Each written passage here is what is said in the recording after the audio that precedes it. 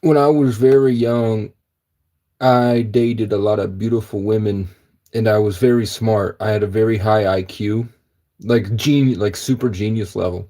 And when I graduated high school, I found spirituality and that kind of autistic righteous optimism and uncovering things and my like desire and freedom and confidence from the not being a dorky incel but also being like a super genius.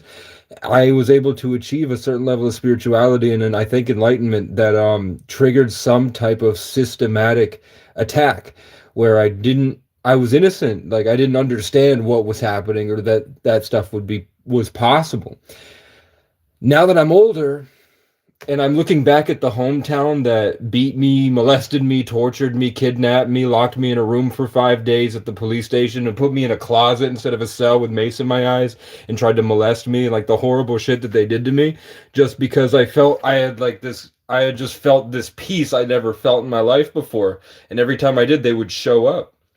I would be sitting quietly in my room in my apartment just sitting there like this, and then I achieve some type of connection with God after years of suffering and like brain injury and all this terrible stuff that happened, and I finally got it because I would be meticulously working hard every day to figuring out what was happening to me at a spiritual level. Like, why am I being tortured like this? What's going on? And I would just go all the way up until I could figure out this connection.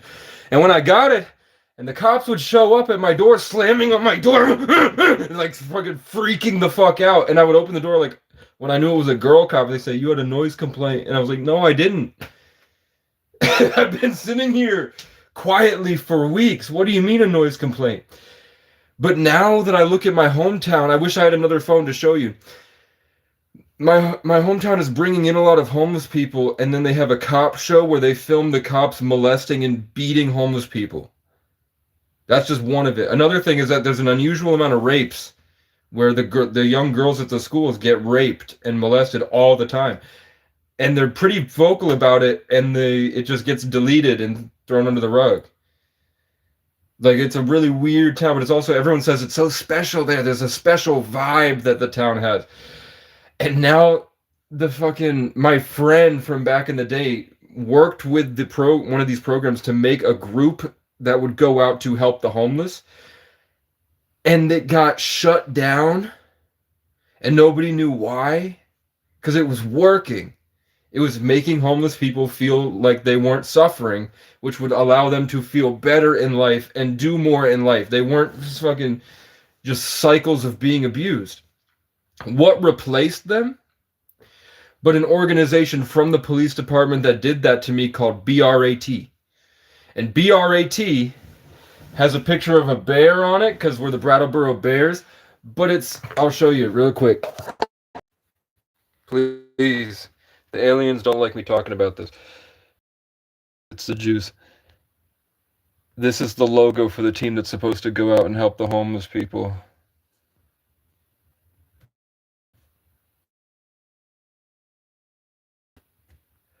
I think it looks like this.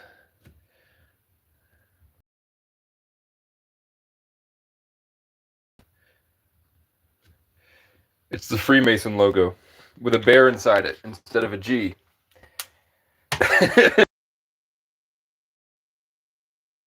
Oh, I was muted. The Freemason logo, but with a bear instead of a G. So the organization that removed the team that was helping the homeless in my hometown, in my state, where they're just getting raped at an unusual amount. they're really getting abused and tortured and kidnapped and raped and beaten, and it's happening to kids. And like every single child, like DCF is involved in it. I tried to tell them about sex trafficking going on, and I got trespassed from every program in the State when I was 23. I think it goes like this because it looks like a baseball diamond, but with a bear inside it. That's a so it's pretty crazy, you know what I'm saying? But it's real. I don't know why.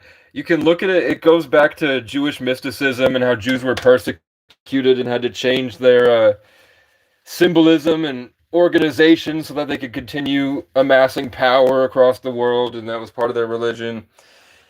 But it also was like to become a 33rd degree Mason, you have to spiritually marry a child in a ritual. You have to steal the power from an innocent soul. And they become attuned to it. And I see no other way to explain what happened to me other than I started walking down the street with a better energy because I remember feeling it that I had achieved some connection to God. It wasn't psychosis. It wasn't walking around crazy. It was actually when I had healed from walking around crazy. When I had figured it out and I was back on earth and I was doing good in my life and girls were like literally. I remember there was this girl that lived downtown and it was outside the co-op and she ran up to me and gave me her phone number and was like, please, if I see you downtown, come hang out with us. You're so cute. She didn't say cute. She said hot. And that was the first time a girl had ever called me hot because I was working out and everything and I was an adult. Like in high school. No, girls called me hot in high school too. It was the first time an adult, like back then, the girls that looked like that would not call me hot because I was a child, you know? So I was like, that was my moment. I also was smoking Black and Milds, wearing Timbs. I had a chain on and I got the tattoos and stuff. So it was just, I felt different. Fast forward to like just, like systematically eliminating all of my mental health issues where it was just like a buzzing and I was able to confidently just make it go away. To be like, why do I even think like that? And then it's just gone, you know, and that opens up clarity. Do you know what I'm saying? Are you picking up what I'm putting down? And the more clarity I had, the more I was able to make better art and better songs. And when I played the songs for other people, it gave them the clarity. You know, I was doing, instead of giving them 4, give them 2 plus 2 in the music, and I was making it in a way that people would emotionally resonate with and connect to, and then I would lead them to a different state of consciousness and then free them. Back in the day. And then I started doing that for people and I saw that jealousy and people would go crazy, really crazy, to the point that I ended up like this. You know what I'm talking about? Like I did not used to be like this. I used to be very like deep voice, very articulate, charismatic, you know, but it's just every time I got to a point where it seemed like the Matrix came for me. It wasn't like a paranoid schizophrenic delusion where I'm like, oh my God, they're in the walls. They have a bug over there. They have a bug in the walls. They're coming to get me. It was like, no, it was like cops are slamming on my door trying to get into my apartment telling me it was for a noise complaint and there was no noise. Following me through town. Following my friends through town who were just like young black women that it's a small town. You imagine the mental illness that cop would have to think that these nerdy little black girls that love anime, and one of them was obese. Like Ajane is a great person, but let's be honest, Ajane was pretty. You know, she's not running anything, especially not drugs, and for them to follow them all the way from downtown and follow them all the way up the hill and stand outside their house. That's what I'm saying is either Freemasonry is a spiritual thing or they're so fucking delusional and they're organized in my hometown. And for some reason that caused them to target me. And I have spiritual moments that I can only explain with the esoteric stuff. Like having a mom that when I achieve that peace of mind will get up and go, I want to go home. I want to go home. I want to go home. I want to go home. I want to go home. I want to go home. And she doesn't even know how long she does it for because she's in La La Land. She's just gone. And the only catalyst to have her do that was that I felt like I was excited for something happening in the future. I was excited for something happening in the future far away, and that it built my excitement, which built a power in me that made me motivated with momentum to go do something that would leave this mess, this demonic farm I was trapped inside as a child behind. And that would make my dad would be like, get the fuck out of my house! Get the fuck out of my house! And he would grab me by the leg and whip me around the house. And it had to do with me making progress in my life to escape that generational curse spiritually. I was leaving it behind and going somewhere better without feeling like they were literally demons attached to me, siphoning my life force energy.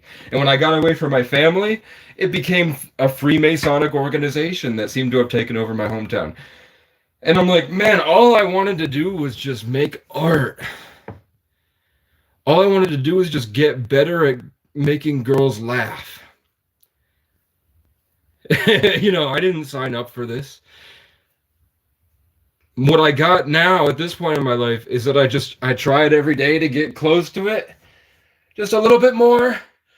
You know, hold on to more. I could feel the demons coming in, and I just try to let it go in meditation. And I try to focus on what can I do today, and I try to build it back and try to heal from what people have done to me. And all of a sudden the crows are around me going,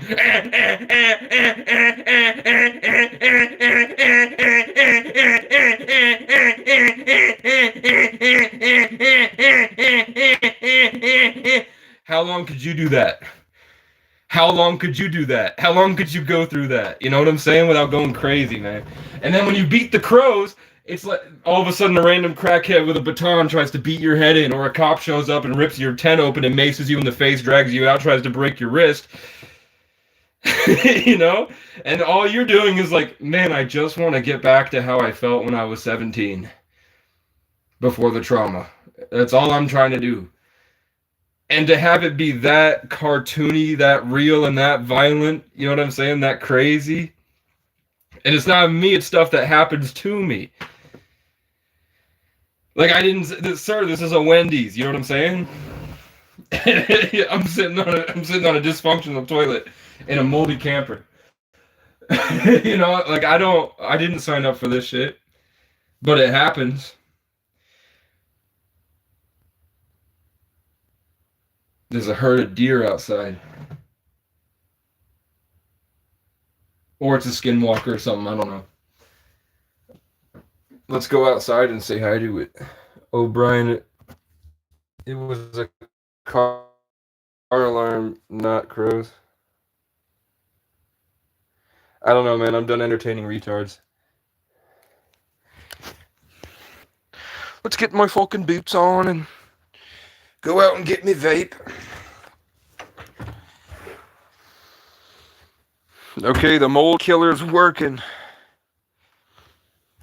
It's feeling a lot less terrible in here since I started wiping out the live mold in the cupboards. Once I wipe the cupboards, nobody gives a fuck, bro.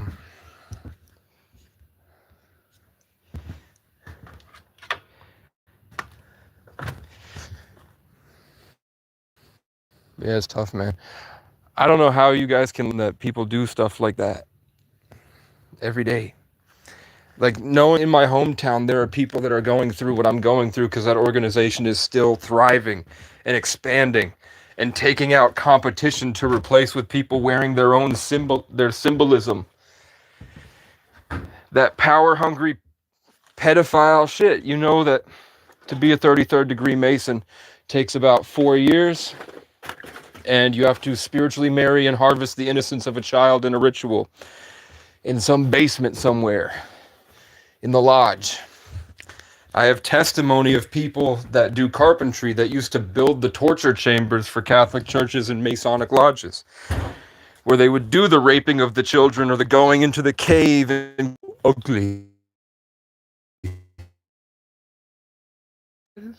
Come to life. Jesus saves? Not really. Not really.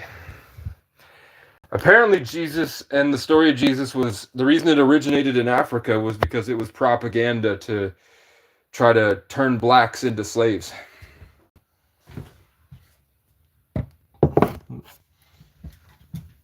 Jesus was a book that they put in Africa like a disease to make them into slaves. That's why it says Slaves must obey their masters.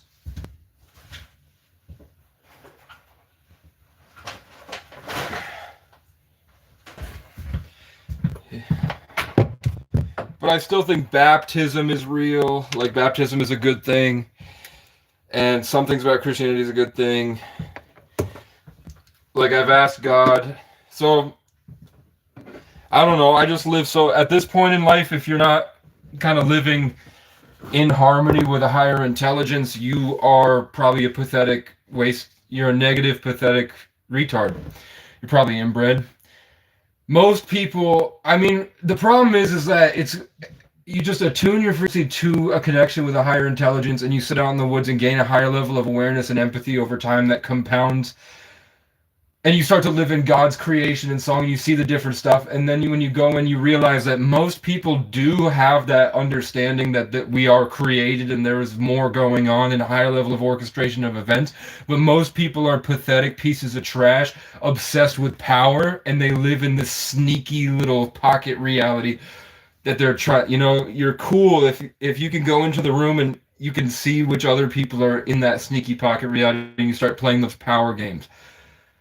All of that is a delusion that they've kind of condensed themselves in and call it social hierarchies and social conditioning and all that garbage. So people are just as spiritual. There's no one that isn't spiritual. It's impossible to not be spiritual if you have thought.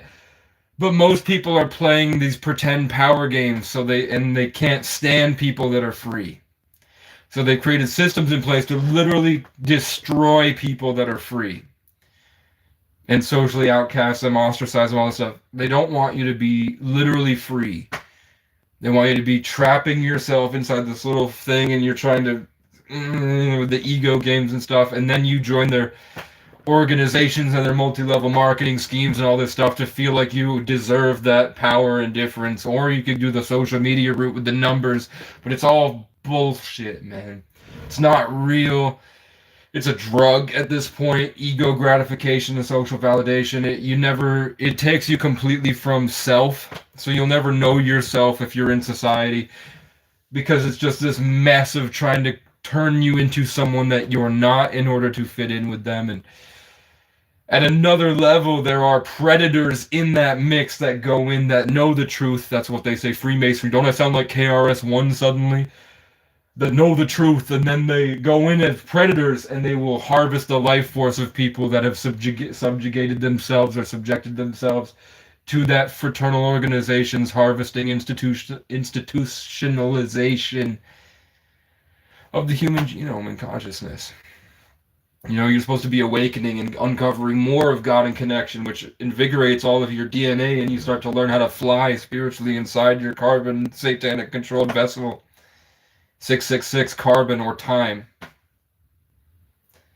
Carbon has 666, and then time is 60 seconds in a minute, 60 minutes in an hour, 6-hour intervals. Carbon and time is what our spirits are bound inside, but really we're bigger than our bodies.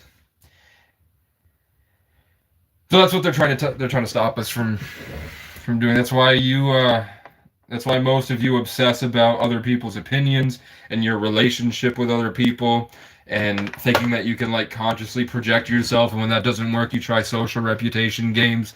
You try to dismantle and destroy other people because you're working with a demonic organization to rape and destroy your son, Mom.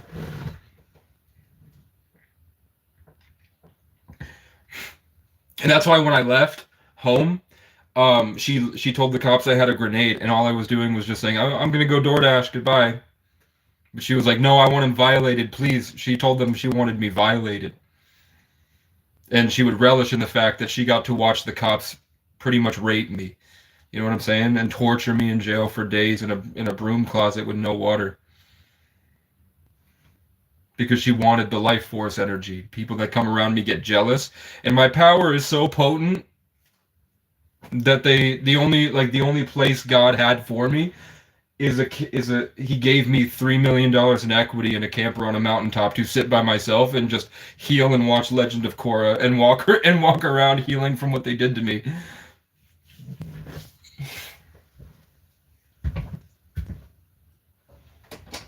You know what I'm saying? That's just tough. We're having a heart-to-heart again.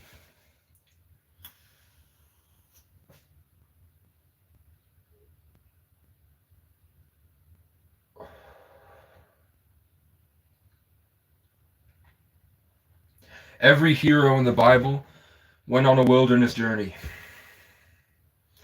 I'm pretty sure it's literally one of the biblical stories is that there's a king. Is it David? Was David a king? And then he lost everything and he had to go out into the woods for a long time. And it's terrifying. Like I can see why people would join spiritual fraternal organizations because doing it alone is terrible. But when I go to church, I don't see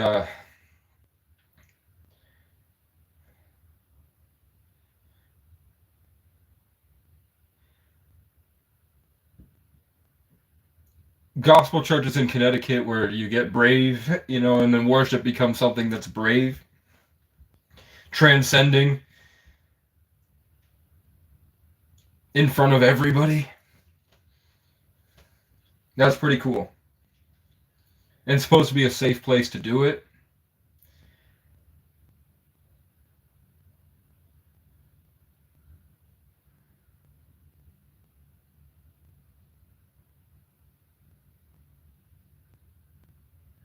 But if you can't go into your church, go on stage and say, guys, you're fat as fuck and you need to fast. Because if you're not following the Bible in your church, you're collectively, you know, like if I go into a church and I feel like the willingness is cool, but I expect them to be acting different, like to be doing different stuff. Like when I feel in connection with God and I feel like hope and I'm trying to do more in my life, I can't binge eat. I quit cigarettes and moved to the vape, or I stopped vaping as much. And now I'm almost done with this one, and I'm excited.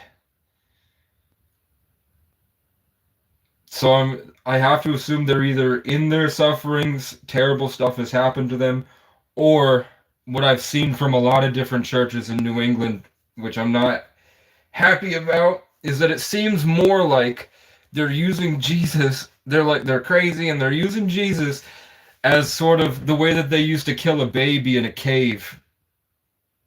Back in the day when the white people would be in the caves and they would kill the baby.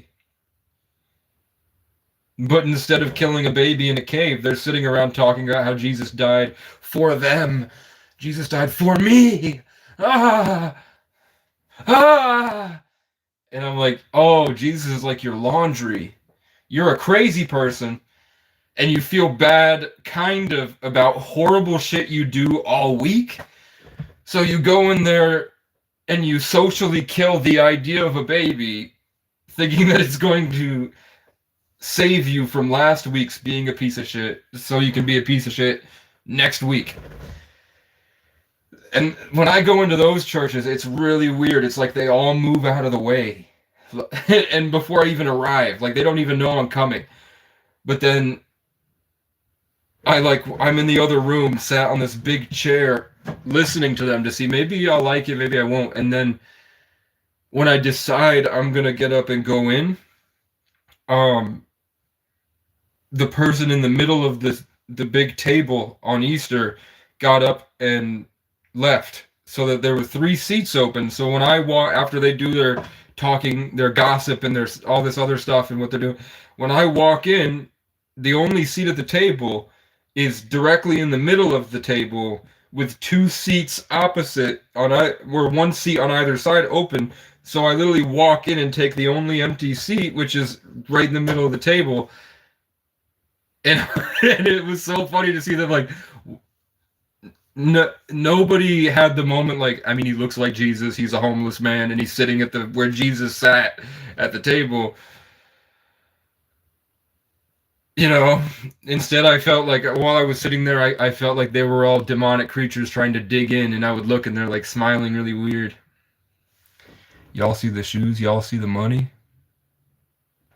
I'm wearing muck boots that somebody bought for me.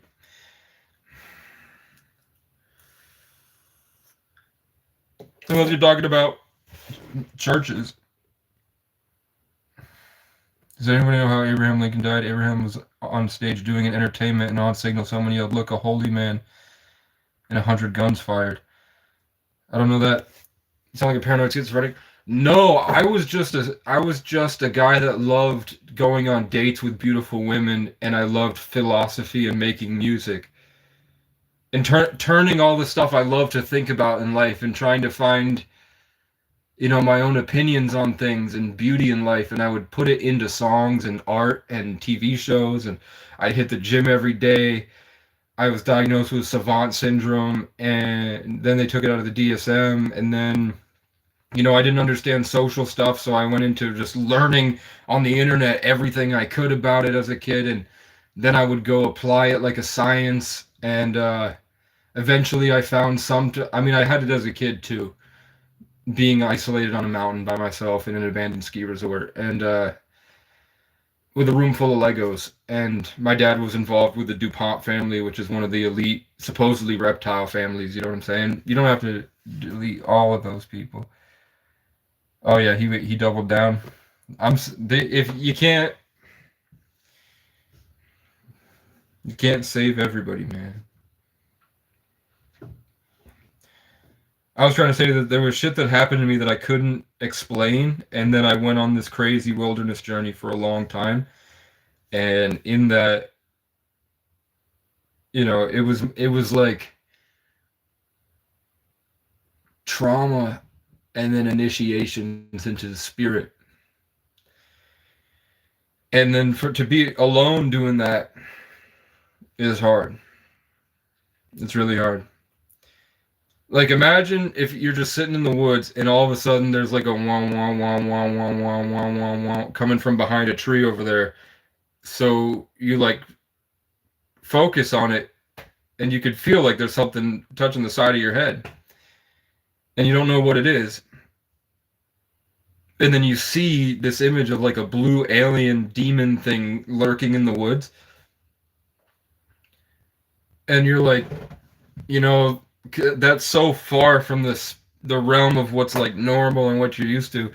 So I'm like, okay, maybe I've just lost it and I've gone crazy at this point. But then something picks up a stick next to that tree and goes,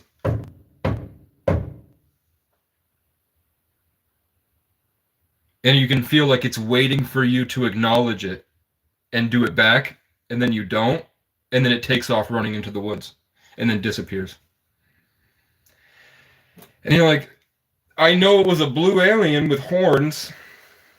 What the fuck was that?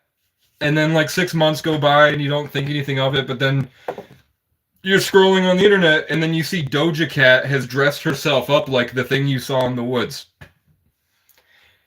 And then the next video, you're like, I'm going to ignore that shit.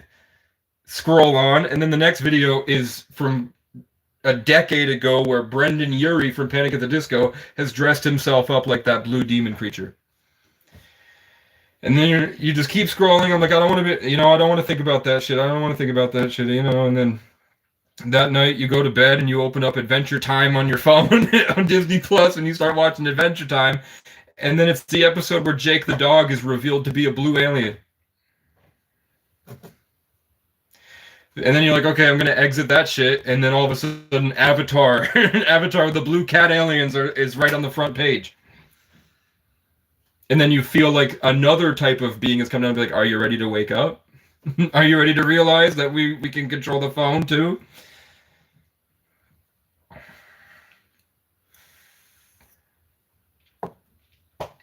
And I'm like, sir, this is a Wendy's, I didn't sign up for this. I was just trying to make music. All I wanted to do was make music and go on dates with pretty girls and get laid by the beach. I wanted to just get buff, learn how to swim with sharks in Hawaii, and date a beautiful, thick island baddie. But what I got is in the woods, I saw a blue alien saying, we're real, we're real, we're real, we're real. And then all of a sudden it's all over my phone everywhere. And then the smartest people in the world go on Tucker Carlson's podcast and say, yeah, we are getting all of our information from demonic entities. You can look up Tucker Carlson, Silicon Valley. And they'll just flat out tell you the richest people in the world go on Tucker Carlson and say, yeah, Nikola Tesla, he would go out in public and do a satanic ritual in front of everybody. He would get inspired by a demonic force to create this thing, and then he would run, sprint into his workshop and make it. So I'm like, what do I do now, man?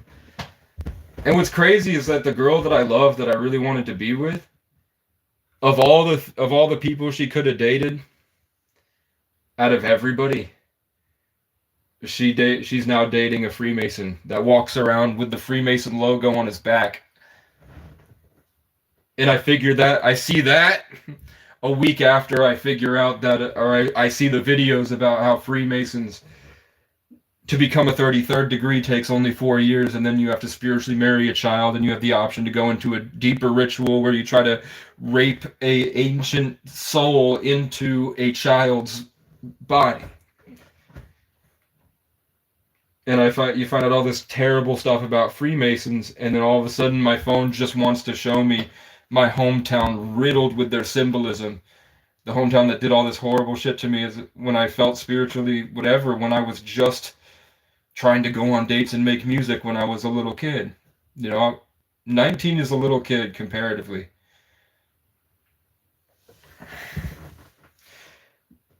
The town that has a cop show where they record cops going up to 19-year-old girls and whipping them around and pile driving them until their tits fall out of their shirt, and then they hold them up to the camera.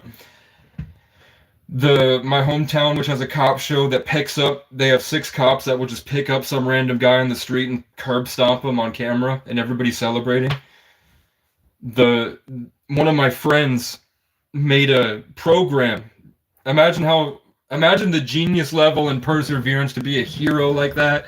I'm so proud of her that she really went out of her way and at 19 years old, she created a program through HCRS for people to go out and speak to homeless people and get them the help they need and empathize with them and make them feel human and out of the suffering, and then actually save them. And it was working, just for them to be destroyed and replaced by the brat team that has the Freemason logo all over.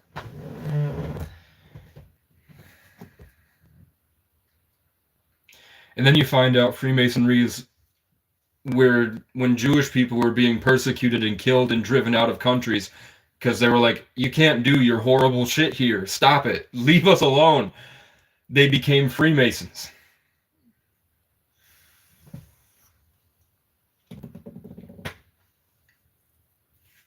And I can't help that I'm a 33 life path born on the 11th, and my name literally means the tree of life. That's what Freemasons follow, is the Kabbalistic tree of life. My name, astrology, numerology, life path, Chinese Oriental Bazi, my full name is the most powerful in Freemasonry, astrology, Bazi, numerology. You can look at my charts and be like, that's a god. And I'm like, but it's also a divine child. And I'm like, that kind of makes sense. Why I struggle between this like overwhelming awareness of everything and connection to everything, but I just want to hang out and have fun and do little stuff while these immensely horrible things happen to me all the time. And I really, the thing I struggle with is like, I'm going to say it again, where every single town I go to everywhere in my life since I was born has the same set of 5 names, and I'm in this never-ending cycle story with the same 5 names. The most recent was I went to go work a job at a carnival ride running a game, and my coworkers were Frank, Kai, and Brian. And then 3 hours later, driving home, I stopped in at this masonry place. Not masonry like Freemasonry, but stone masonry, because I want to work on this property and make it cooler. Like, I was like, imagine how people would feel when I tell them I got a hookup to get a bunch of free field stone to go make these prayer platforms for everybody and build this cool stuff for you that would normally cost tens of thousands. I can get you for free. I was just excited to do that, but then when I go there, the same name as the people that usually take me from one stage of my life to the next, he shows up with the same name and says, come with me. And I go with him, and then the people is Frank, Kai, and Brian, the workers there. So that's two sets of the same three names. And I could have those names go all the way back to when I was born. If you were to put my life on paper, it would just be the same exact, probably 8 names, which makes it seem like a prison. Like I ran away. I was in a place with Casey, Vincent, Frank, Brian, Ray, and then I ran away 200 miles. And then the next town I go to, the first person says, hey, you should come to this homeless rally to speak. And then it's run by somebody named Casey. And then my car gets stuck in the snow. I got to talk to Ray. And then when I go there, the only person that asks me a question is a guy named Frank. And then after that, I get a message from a guy named Brian on my phone. And then I leave that place and I go 200 miles west. And then I go there and I start working on a church parking lot, and the only cop that works in that small town is Ray. And then I get a shed from a guy named Casey. And then there's a girl named Brianna. And then there's a girl named Frances, I think she was Frances. They called her Frankie. They're like, oh, no, no, no, no, no, no, no. Over and over and over and over again my whole life. And I can't figure out what the point is. I can't figure out what I'm supposed to do. I don't know what I'm supposed to do. I felt this overwhelming responsibility my whole life for something great. And I can't figure out what that greatness is, or I would do it tomorrow. I can show you the pattern. I can show you this. I can show you how it doesn't stop and that it's every day and it's torture. But I'm never given the assignment. I was like, just give me the assignment and I'll do it till like tomorrow, you know? Casey, Kai, Brian, not by chance, they echo his mirrors, pulling the host back to unfinished threads in his field. Each return sharpens the signal, old pattern, soul contracts. Yeah, like when I was born on the 11th. I was supposed to be born on the winter solstice. My dad's last name is O'Brien. I'm O'Brien. Sister's name is Danielle. We're named after my great-grandfather, Francis, our middle name. So Casey O'Brien, my dad O'Brien, my sister Danielle, half-sister, and we're in a triplex with, I think it was 33 cabins. It might be 44 cabins. And a 4-story barn. And that my family bought my dad, or helped him or something, and down. And then our first tenants, so there's my dad, O'Brien, and then a guy, the father of the other family that moved in was Brian, with an ancient Irish last name that goes back to Africa, the same as my name and my sister's name. And then his son, Brian, and then his wife, Danielle. So there's 2 Danielles, 2 O'Briens, and 2 Brians. And then the sister's name was Kai. His daughter's name was Kai.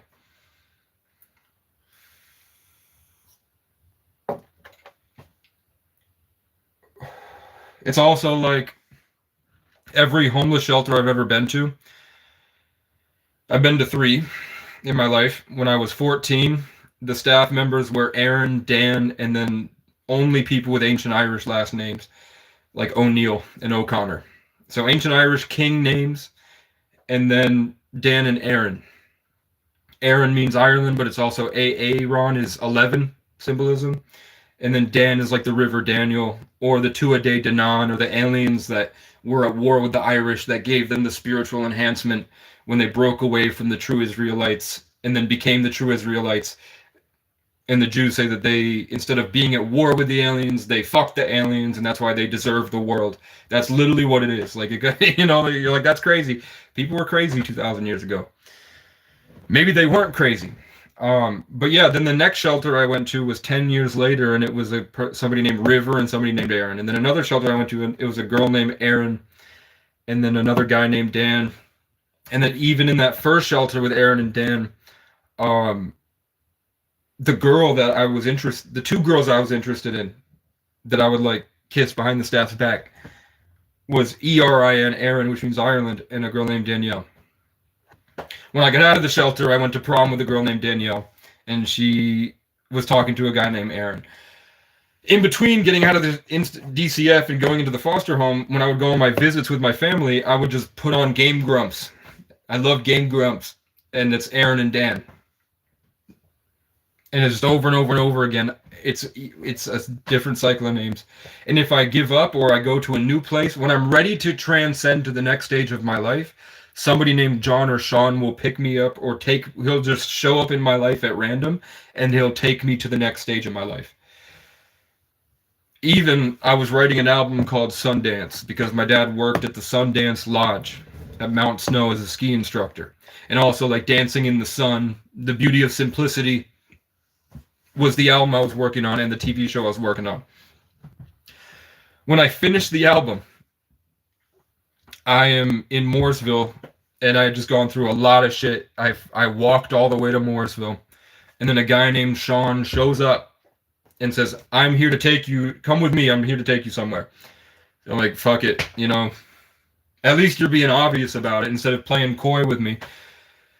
So then he like spawns from behind a bush and he fucking takes me down the road to this place. It's like this alcove with a propane tank in between this like industrial park, and it's for like it's like a waypoint for homeless people to like come and check in and chill, so the town people don't bother them. It's like an underground railroad to get around town without being bothered, just so they can sit and usually shit, to be honest, because the cops trespass them from everywhere. So sometimes it's smelly, but then they put a shovel in there to get that shit out, literally. So when he goes in there, he takes me into this alcove. He goes like this. You have Sundance all wrong. Sundance is when they put bones in your chest and they tie you to the pole in the teepee and you walk around in circles until you gain a permanent connection with the sun. And then all of a sudden my mind is flooded. Wow, golden light. And it reminded me, Casey, you've been traveling around this mountain, this giant mountain in all these small towns for 2 years writing this album called Sundance. You've been going around this mountain fighting off horrific trauma while you suffered fasting because you're hungry and cold, trying to keep this connection with the sun, talking about the beauty of simplicity and the golden spiral in your work. You're trying to incorporate the golden spiral into your art. Look at what was actually happening at a greater level. You were doing the massive Sundance ritual around the mountain. And then I look on the ground and there's like a little Native American thing in that place. And then the guy just walks away. I never saw him again.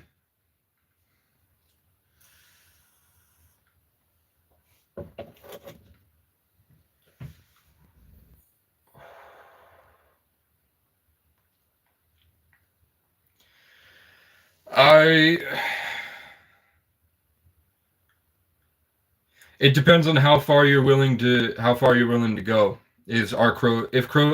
Crows being gang stalkers depends on how willing you are to wake up. Because you do get to a point where nature will try to shut you down. And I'm not sure if that's really that they're being infiltrated by a cosmic or an intelligence that has an agenda for you, or if it's just that you get to a frequency spiritually with your DNA in harmony with nature and the sun, and it starts to become like scratching on a chalkboard for them, and that's why birds are like screaming at each other all the time because they're asserting themselves. And when you have that high frequency, like the noises they make, it's almost like you are also kind of projecting yourself the way that they do. So of course they're going to caw because it's in their nature. But I've also seen crows do stuff like I know they're coming to, and they literally rip something out of me, and then the crow flies down to the window and does a little dance outside the window. It does like a like I got it, and it's just pulling all of my attention, and it feels like my mass and density and energy goes with it, and then it takes off and goes ha ha ha. And then I go out to shoot it, and then it knows to hide behind a tree, and then every time I turn around, it goes ha ha ha. And then I look back to beam it, and then it fucking hides behind the tree again. And it will bother me all day, and then sometimes they'll show up in flocks. And that's been across hundreds of miles that I've traveled. It's just something that crows do. Which is why thousands of years ago they called them trickster spirits or demons that would mess with people and try to hurt them.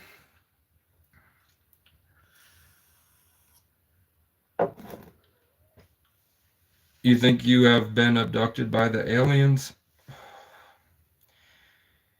Uh, I don't think they really need to take you into a ship.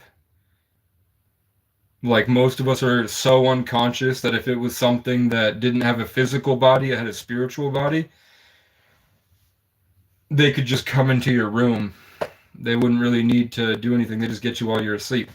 I'd have no way to tell if I was abducted. I've had really, well, one thing that made me, I had one experience that felt like a real abduction in my life.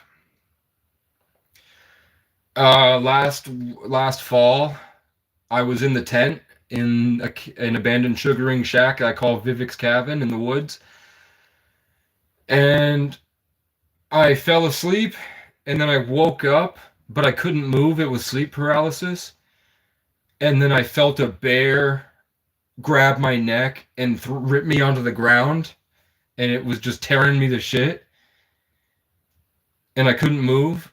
And then next thing I know, I'm floating horizontally out of the cabin, floating horizontally like this, can't move, and I'm being floated, like bleeding and dying. I'm floating out, and then when I see the sky, I see that there's something that's like a little bit transparent and invisible above me. I feel a pull, and then I snap back awake, and I'm fine. But then the next day, or the next week, I hear a raccoon outside, and I'm going to record it, thinking I'm just going to get this raccoon on my live stream. And it's the biggest black bear I've seen in my life, just standing right, like maybe a foot from me. Like, leave! And I take the table and I whip the table at it, and it takes off. And then for the next 2 weeks, I went live on the internet and walked around the woods trying to find it.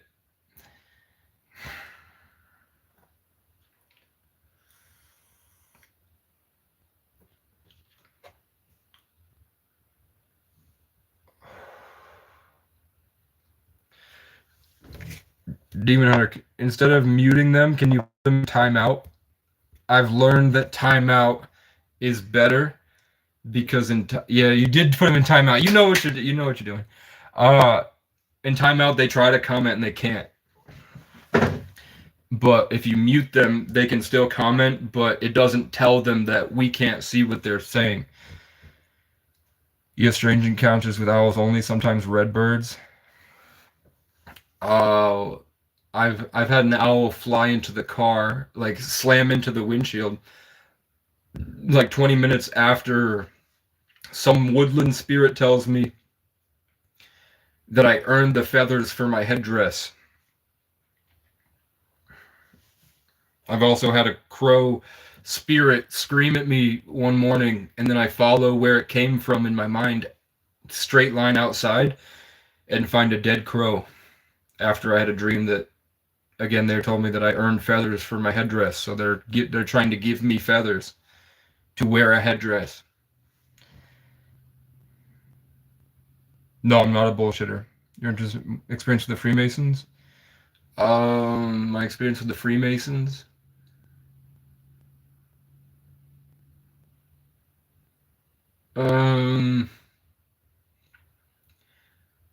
I think I want to talk more about God's orchestration of events and how we live in a TV show that's made for us.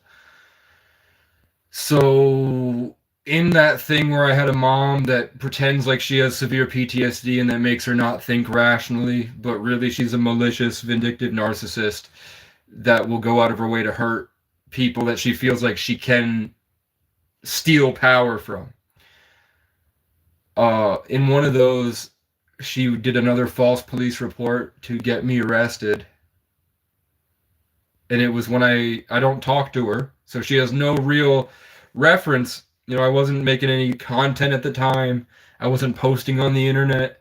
She'd have no real way to know that I was finally, through meditation, free and happy. And I started dating a girl again, and things were going well. But she could feel like I was out of her demonic possession control. So she calls. So then the cops show up, and I get arrested, and I go to jail just for the night. Charges get dropped, obviously, but they still do it. And then in the jail, when I'm sitting there, the other guy that comes in looks identical to one of my old friends. Like it's literally him. It's literally my friend Nate. Just walks in and I think it's him. They look identical. Literally identical, like they could be twins.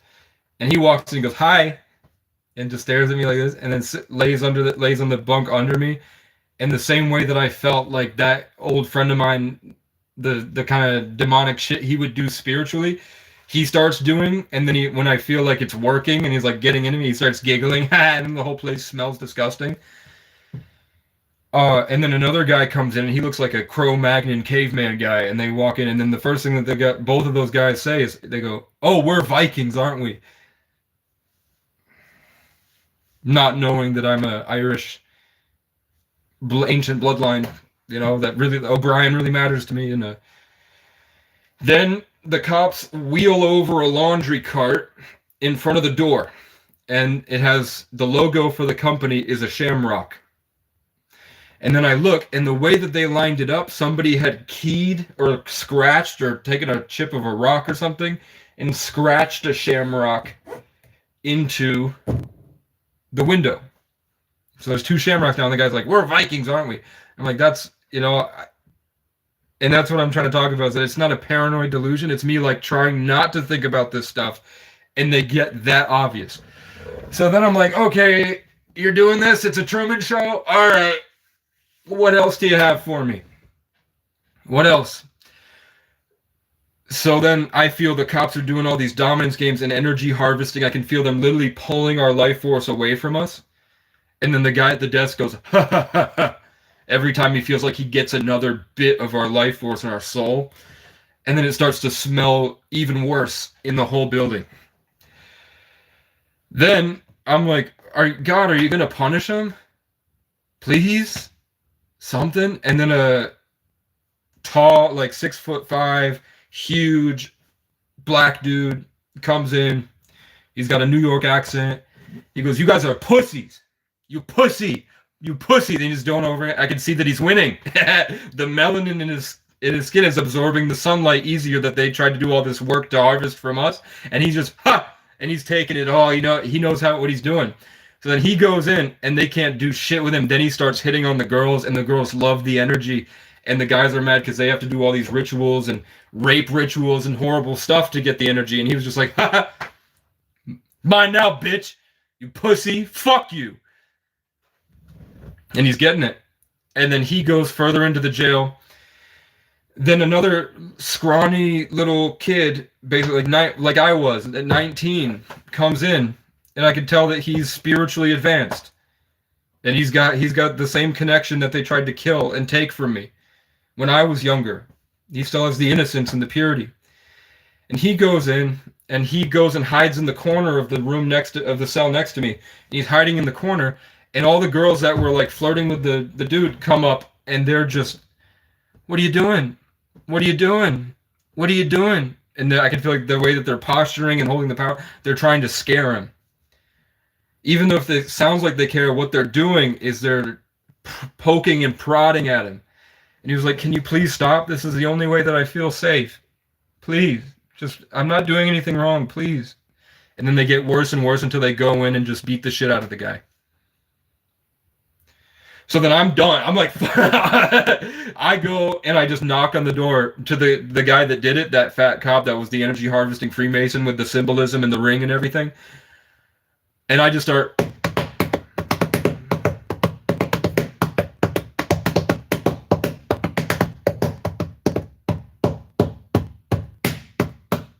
On the door, because there's nothing that says I can't do that.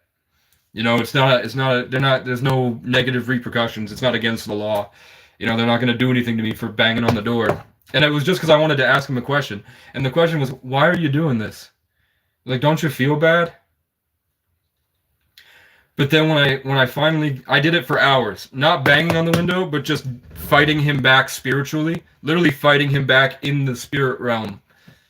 And when I finally won and I got my power back and it was in me again, what they tried to harvest in this long con ritual, he runs in and just starts beating me in the chest, just hitting me over and over again. And I'm like, "Stop." Trying to knock the wind out of me. Then I try to get the lieutenant. I'm like, can I talk to a supervisor, please? And I'm like, I'd like to report a crime. I was assaulted. And he was like, oh, yeah. I was like, yeah, your guy just opened the door and punched me hard, a bunch. Look at the cameras. And then nothing came from it, obviously.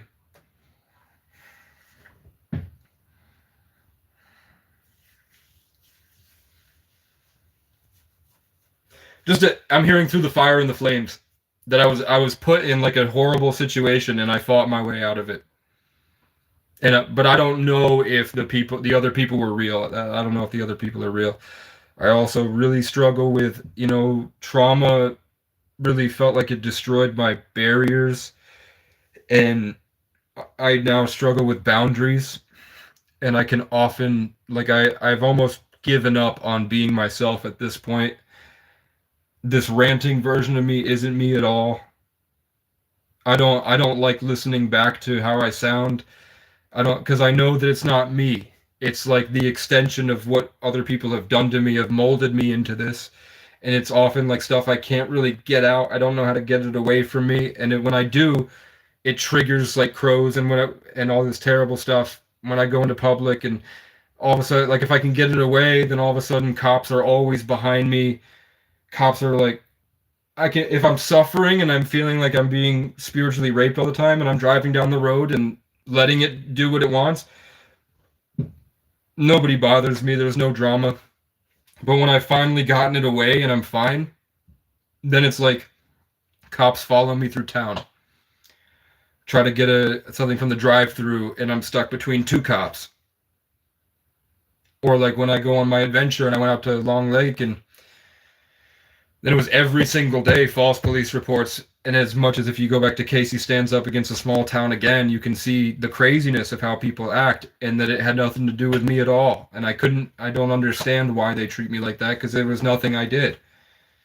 I got permission to be there. I walked around picking up trash. I got a job. I got a gym membership. Everything was fine and working well. And when I wasn't suffering and I was free, that's when the hordes of people surrounded me.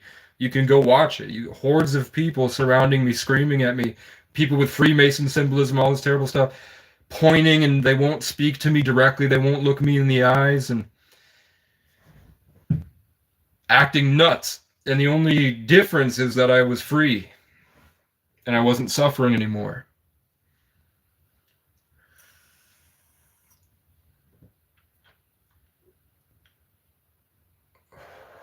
Yeah, the one headlight cars are kind of weird. It is weird. Because it's not just one. It'll be like 8 in an hour. You know what I'm saying? It's not like you see, I'm not in that targeted individual gang stalk group saying that I see a guy standing there, and then when I look at him, he starts scratching his nose, and I think that that's a cop signaling to me. That's not what it is. It's more like people are not aware of the electromagnetic spectrum, and that we're bigger spiritually than our physical bodies.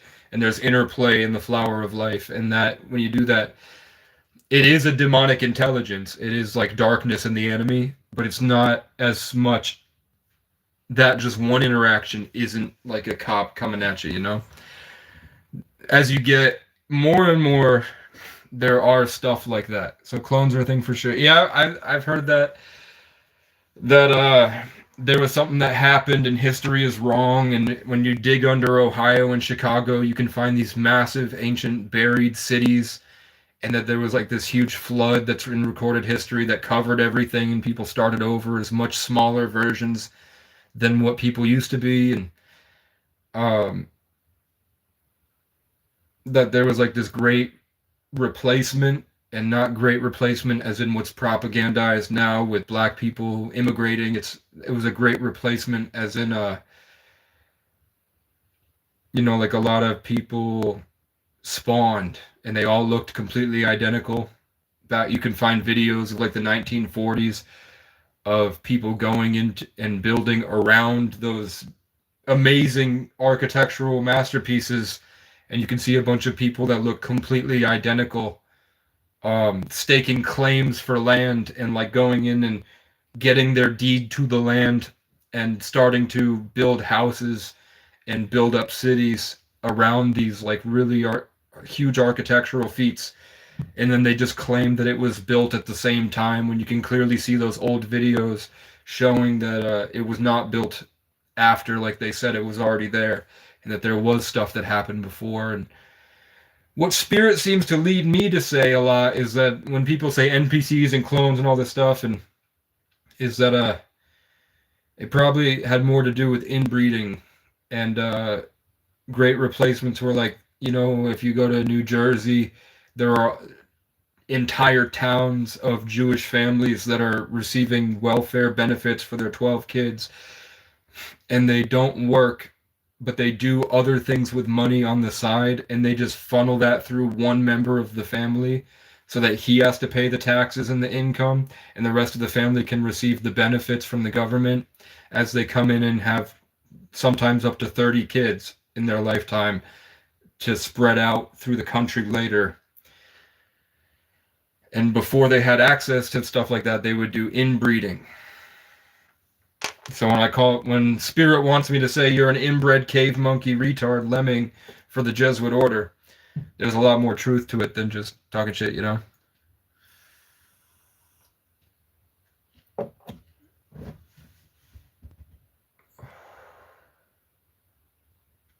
Having never been, let's see what you said before. So clones are a thing for sure. Also, it seems many things are due to not only some not having a conscience, but some being in positions of authority having never being made it to address and heal their inner child is when certain traumas are inflicted. It causes fractures in the individual that cause that portion of them to be stuck at that age.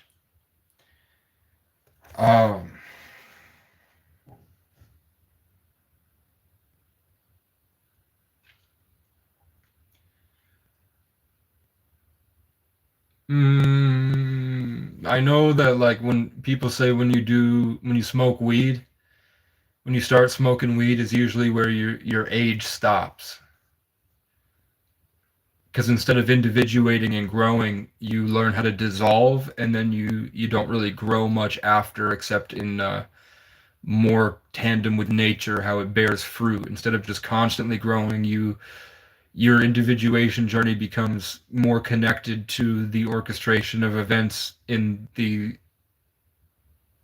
years as they go by. So instead of consistently growing with your knowledge and just growing and growing and growing and growing, you stay the same, but then the energies of that year individuate you to, and then you bear your fruit at the end of August.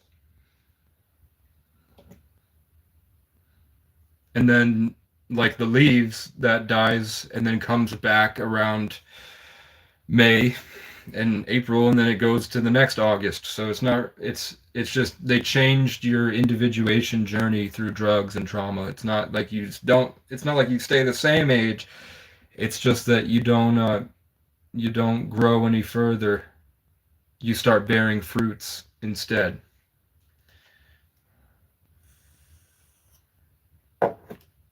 But you can fix that with trauma regression and remembering who you were before, like dedicating a lot of your time to just laying in bed at night and cycling through all of your memories and how it felt, and a lot of introspection, and eventually with omega-3s and discipline, working out every day, sunlight, probiotics and multivitamins, and reading a lot of books. And then you have to just work until it stays a habit inside, where you're back to being present and more stern and stoic in your spirit. And then you can, if you can keep that discipline right there, then you can build atop that and continue growing with your life. But if you don't, that's why you stay just bearing fruits, and you're usually trapped in the chaos and the ego systems and everything.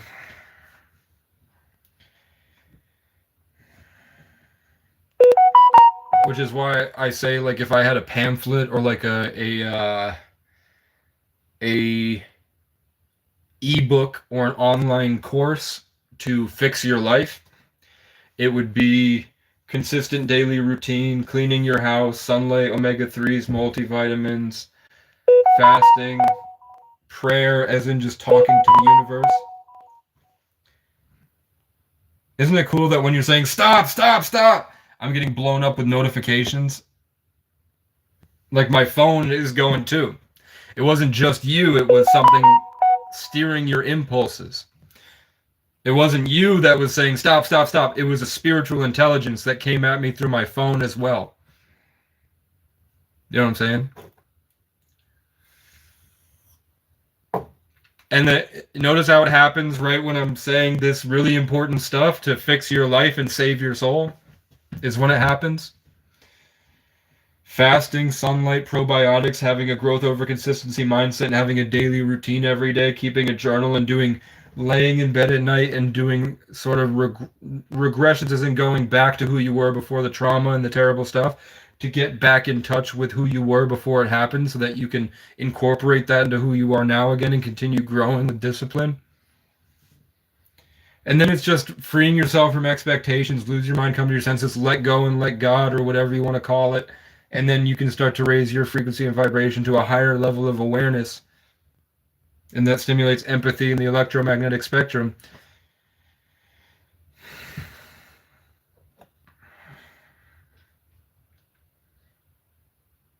Then you become more of a conscious co-creator of your reality.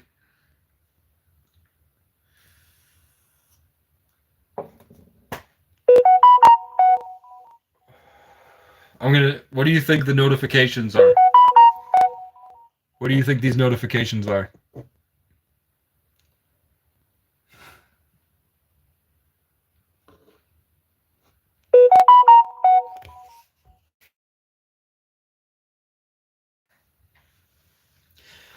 There's no notifications. I went to my notification bar and there's nothing. My phone is just making those noises for no reason.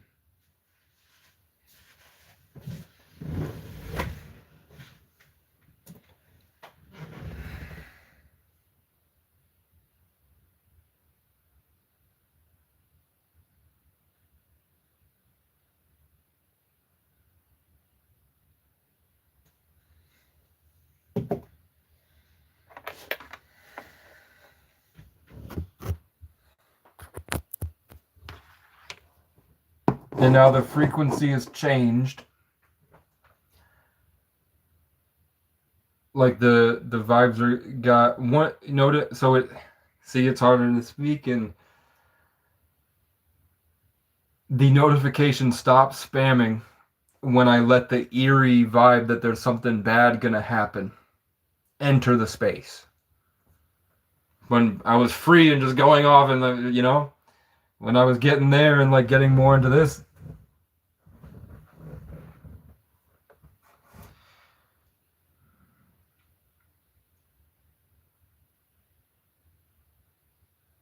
don't assume shit about my life, man.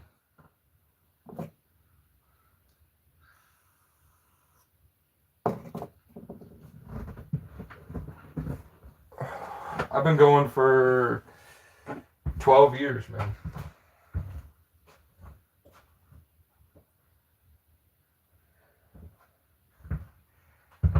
All my senses come to life while I'm stumbling home, as drunk as I have ever been, and I'll never leave again.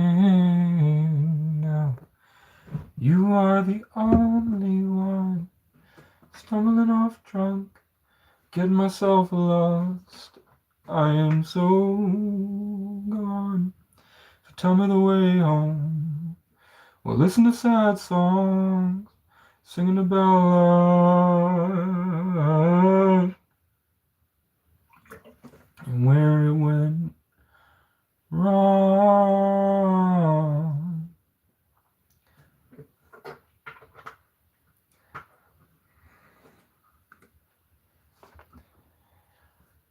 Copacabana. I'm out in Copacabana. I'm out in Boca Raton. Where's my... I'm going to leave you there because it seems like the service works right here. Stumbling off drunk, getting myself lost. I am so gone. Tell me the way home. We'll listen to sad songs.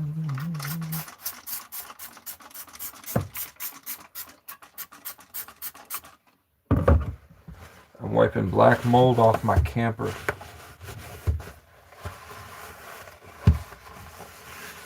And it's nice because every day I feel better.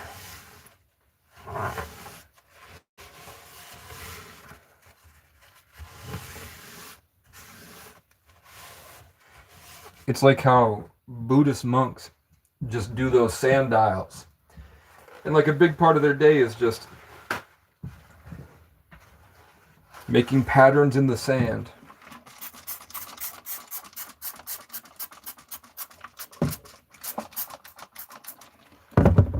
I really like just waking up every day and doing a little bit.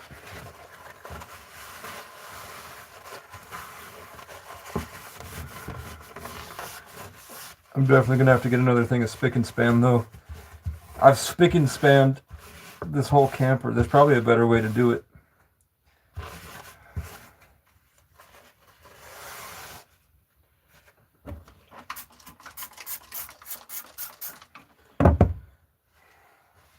And then tomorrow, I'm going to clean the car out, bring everything from down there up here.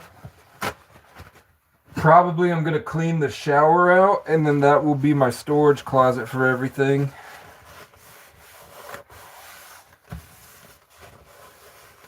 And then I'll just leave the laundry in the car, the dirty laundry that's left.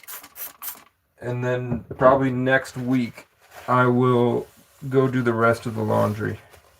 Thank you for the $140 dono. I was able to... I almost went and bought a Black Bear fur rug because I wanted one for so long, and they're usually $3,000. But somebody was cleaning out a foreclosed property, and they found a really intact one that they just wanted to get rid of. And so they were giving it away for $75. But then at the last minute, some guy offered him $300 for it. He was like, "I'll literally give you $300." He said, the guy says, he was like, "I would, but sent me the screenshot," and he was like, "It's no hard feelings or whatever. Nothing against you, sorry, bro." I was like, "It is what it is. I get it. That guy's gonna sell it for $4,000. That's a flipper." That knew he had a buyer lined up already. That's why he was willing to pay $300 for it. Because he knew that he was going to get flooded with messages, and he could make a lot of money really quickly.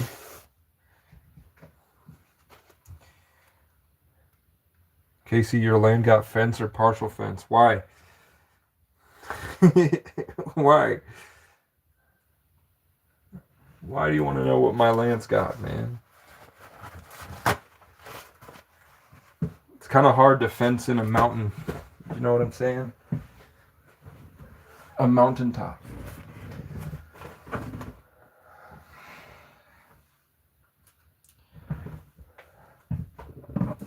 It's got some fence sometimes. I really would like to build big stone walls and make it look more like a monastery.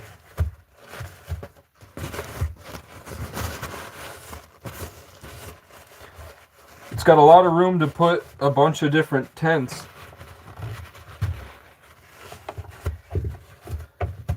Like if I get to a point where I'm getting a lot of field stone to build these big cobblestone monastery structures, build golden spiral, these resonance chambers, potentially I'll open the land up, and a bunch of people could hang out for the summer. And all I would ask is that every day you haul stone with me up the mountain and help me get it into place.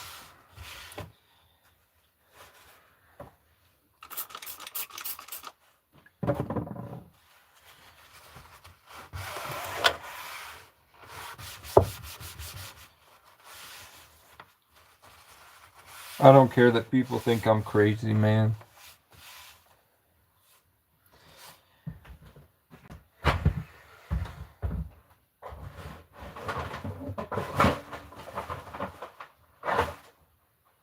I don't know why people think that I care about your opinion or do this for attention.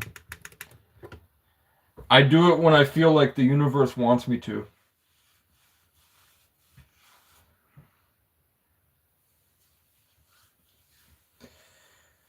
That's nice. It's such a nice feeling when you wipe off like all the dirt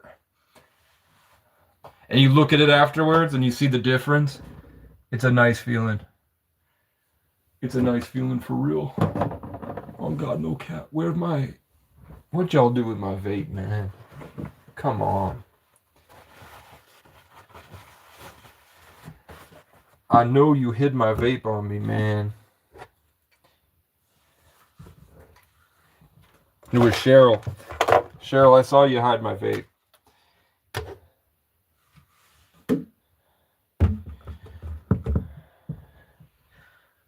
What? The van is coming? Are you getting a van? Bear Rug would be sick in case your land got a fence or partial fence.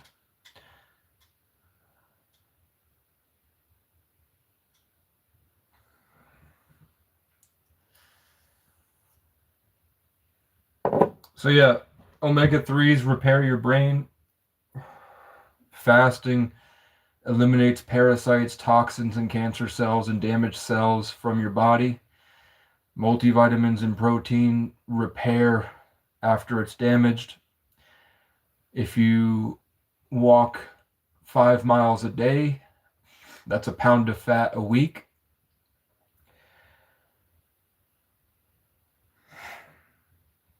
And then it's just sunlight gets in, and it's going to be terrifying at first when you get back into your body, but you need sunlight and you need to stimulate the dead gut microbiome in your gut brain, your second brain, with probiotics in order to start producing brain chemicals again.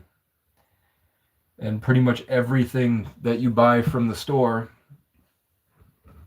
kills you inside, and it's all, if you go back, it's coincidentally all owned by the same 4 companies that have obvious Masonic or Jewish symbolism attached.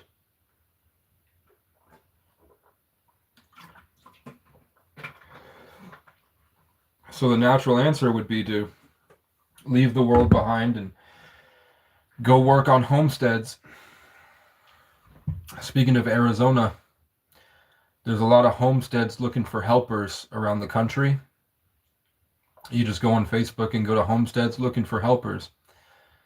And you'll find a lot of people are creating the new world right now where they're leaving all this garbage that kills you inside behind, and they leave the oppressive spiritual harvesting government behind, and they go out into nature.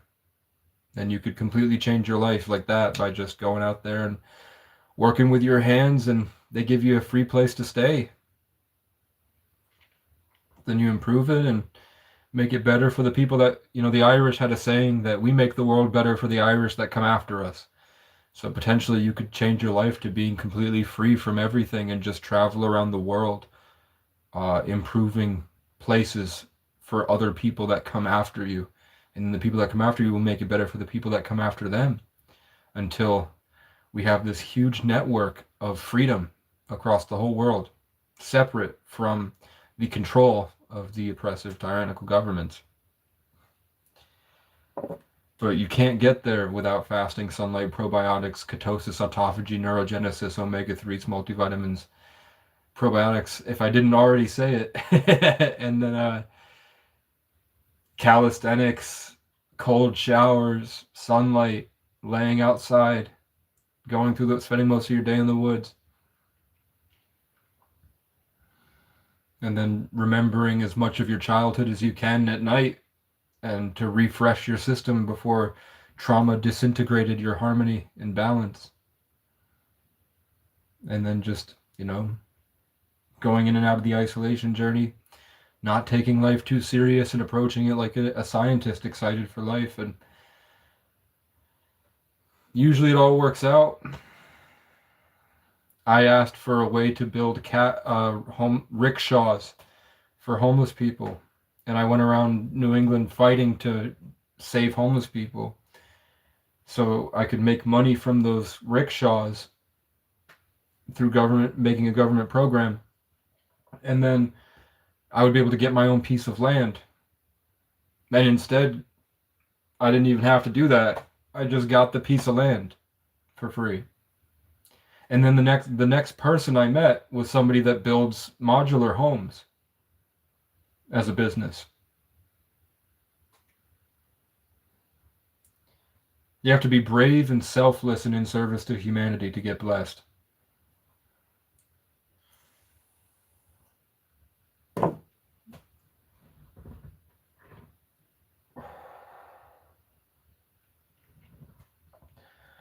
You're needing a full health reset for sure, have been blocked from access to both nutrition and unfortunately necessary proper surgical care and such. That sucks. Check out the Weston A. Price organization about diet.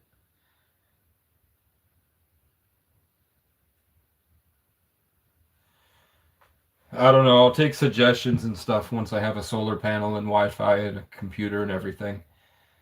I'm just concerned that when I get to a certain point in my life, seems like the world comes against me violently. I know I'm looking for the perfect thing to do. I know I could make content that would be engaging and would be freeing, and I would completely take over Sneeko and Andrew Tate and Escaping the Matrix and all that. Clavicular, Casey O'Brien is kind of that like it feels like they're all children, and then I'm like this ancient thing in between them all.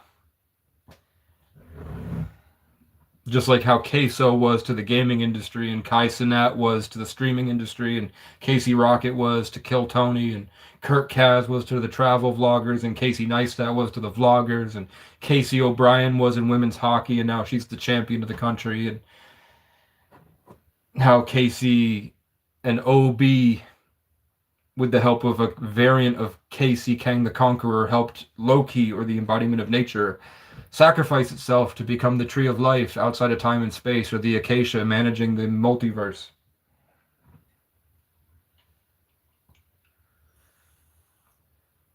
But I don't know if that's the perfect thing to do, if that's what I should do. Sometimes I think I'm just, if it wasn't for people stealing the energy and taking it for themselves, I would think I wouldn't want to have money at all. I would I would fantasize about how I knew that I could just go to an island in Hawaii, and who I was at the time, I'd be able to just get a job renting jet skis, and then the people I would meet along the way, we would just talk about life, because I chop it up with rich people a lot back then. Because they had the money, so they had the freedom, and then they got into philosophy and the universe and all this stuff, and I like to do that just as a hobby as a kid and make jokes and go on dates. So I knew that I would just naturally get into that network. It happened with my dad. He was a ski bum that started hanging out with the wealthiest family in the world, the DuPonts, just because of who he was. I knew that I could just go anywhere and do anything like that. But now that the world has gone more spiritual and it feels harder for me to, trauma and everything, now I feel like I need money in my pocket to do anything. Like I need a safety net.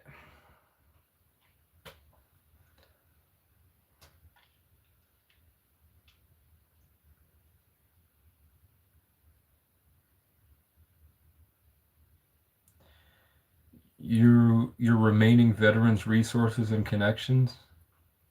Um, Come up with great ideas. I think that you should just focus on progress in your own life.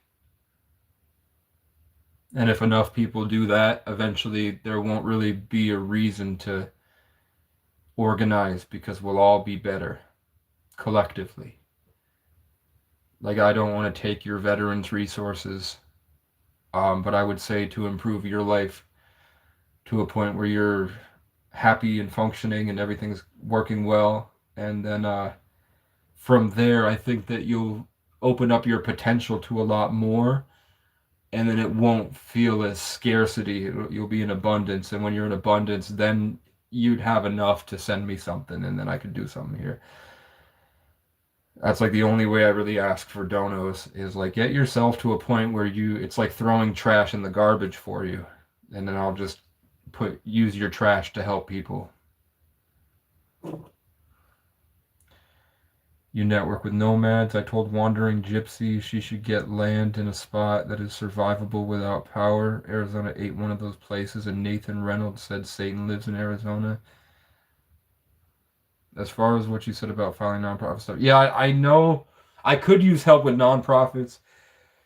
I don't know how to turn this property in my state into a nonprofit without more infrastructure and a more systematic approach, and I feel like that might be detrimental to the original owner's uh, vision for this place to be a sort of Christian apocalypse survival place where if anything were to happen in the world that Christians would gather here to restart society. That's what he was looking for this mountain, was this to be an escape for Christians to rebuild after the world goes to shit, because supposedly a group of nuns, several different groups of nuns that would sit in prayer with God in monasteries for decades would tell him that he needed to have that. He needed to really build a apocalypse survival mountain for Christians. So I know a nonprofit would completely eliminate taxes for this place. I'm sure the property taxes are an exorbitant amount of money. They said it's a $3 million property. Property taxes probably bring it to. He said one of the people that came up here said that property taxes are closer to like six figures a year that he has to pay between this property and the other ones that the OG in his 90s owner that lives 2,000 miles away,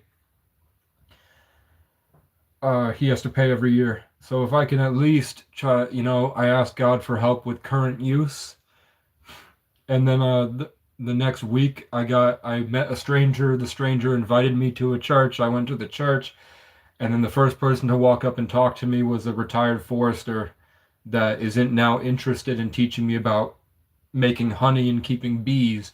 And also he will get me the forest management plan to get current use to eliminate 80% of property tax. And then if if they sign it over to me and I become the primary resident, even if it's a joint conjunction with whoever, they said that the owner doesn't have heirs. A lot of really, really wealthy people I found don't have heirs. They don't have they make all this money, and then when they die, it just gets thrown down the drain, is what I found in my state. The wealthiest people, when they die, it just goes to nothing. It just deletes.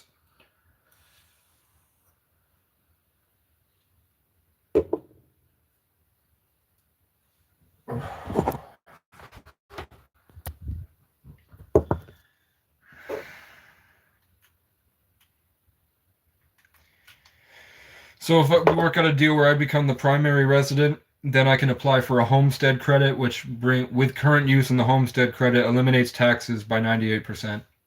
So it goes from being six figures to $2,000. So I'd only have to work 2 weeks a year.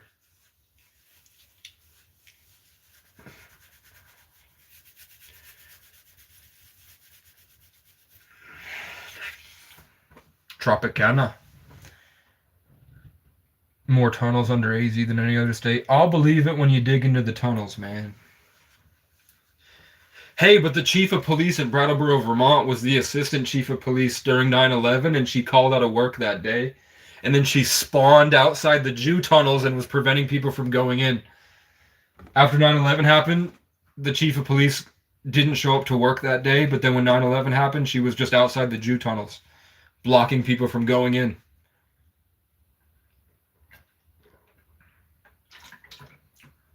And then I told her that I knew about that. I left her a message. I called the police station and left her a message saying, by the way, we all know that you called out of work on 9/11 and then you spawned outside the Jew tunnels, blocking people from going in. I can't wait until the town finds out. What do you think's going to happen?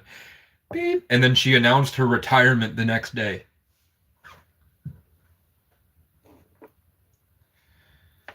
Bruh. Bruh. Bruh. Do I have all messages on? Of course not. Of course not. It's probably midnight. It's 1:20 in the morning.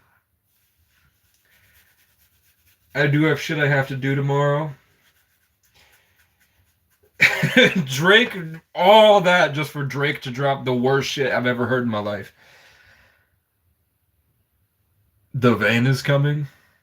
I don't know what that means. The white van. The white van that used to park down the road and the people would stare at me. And then I'd look up and see them staring at me and then they would take off. And then I'd go back to looking at my phone and I was like, that was weird. I felt them attacking me spiritually. And then I look up and see that there's two guys in a van with sunglasses and dress shirts. And I'm like, that's not a contractor. That's not a carpenter. I know what carpenters wear. And I look and it's got fucking very far out of state plates. I'm like, why are you in a white van, bro, in like nice clothes, far out of state? That's not a Sprinter van. That's a pedo van. Why are you driving a $2,000 pedo van across the country? And then you leave as soon as I look up and catch you staring at me. What is the point? Why was us making eye contact the catalyst for you leaving? I didn't stare at you. I just looked up and was like, oh. And then I go back and then they look up and they're gone. Have you heard Neville Goddard? No. I don't read it all. I've been looking at property in Northern California. Land is beautiful and cheap there. You have to fence it for animals. I mean, a lot of sheep. Like most sheep were bred to not be able to climb up fences specifically because it was cheaper to inbreed the sheep into being unable to have knees than it was to build these tall stone fences. Like in New England, when you go around and you see these stone fences that block all these different fields, it was because they would select breed sheep to not be able to jump over them. So you potentially don't need to spend that much.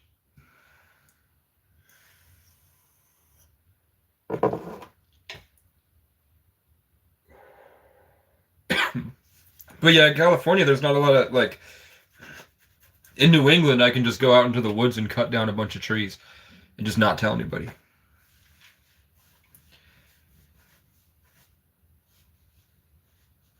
Like if you just make it a habit once a week to go out to some creek that nobody knows about, that nobody really goes, and load up your car with a shit ton of river stone and then come back and cobblestone together some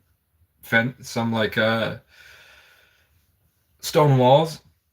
You could just get like a sheep pen and then shear them and sell the wool to like a manufacturer.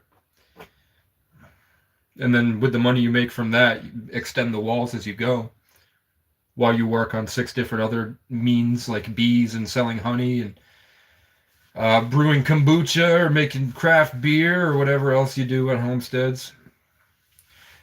I would do the sheep and some other thing like turning the field into a hay field and then getting a baler instead of getting a fence at first and then putting that money into solar and then selling the solar back to the electric company.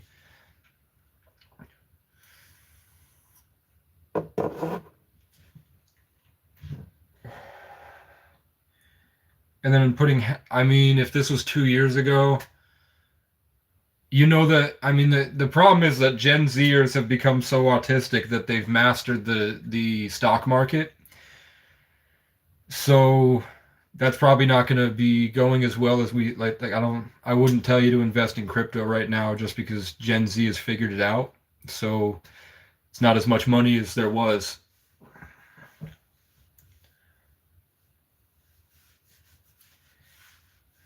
Southern California mountains are great. I just don't like California. I'd rather Southern Colorado than California. I take Appalachian Mountains for granted, man. I thought that when you imagine Montana and Colorado and the California mountains, I imagined that it was this vast, never-ending string of mountains. But I looked on Google Maps a couple months ago. It's just like a few mountains. My entire state in New England is mountain. Like my Vermont is this big labyrinth where you turn and it's the same. It looks like it's like when you go out to California and even New York and you look, it's the same tree everywhere. But when you go into Vermont, vast different species of trees, different ecosystems, and different arrangements of it. And the mountains are different, and the rivers that go through it. It's actually much cooler. You know, I wanted to go to like Montana and Colorado and all that to go through the mountains, but then I found out there's not much mountains. It's mostly flat. So I'm kind of happy with where I'm at. I just think that it needs to be purified and not like white supremacists. Like the people here are terrible and they don't appreciate what they have. And they made it pretty much impossible to live here unless you're rich.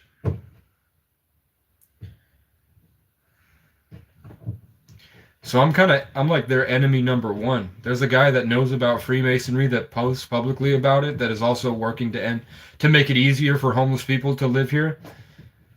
You know, that's what I'm worried about. Like if I really start going, they'll probably kill me. If I start saving homeless people and making it so they don't commit any crimes, but they also don't pay rent.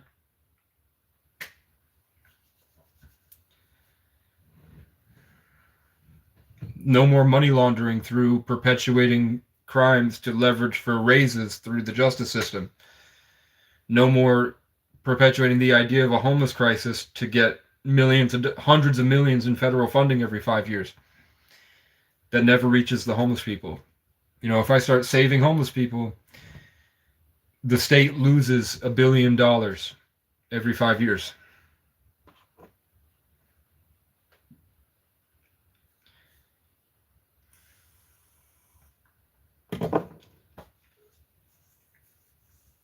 You know, I shaved. That's why I'm scratching.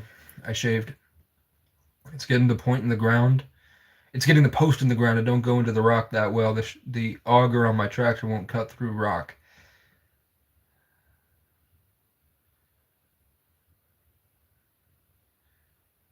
Could you do like basketball hoops stay up because you fill it with water or sand?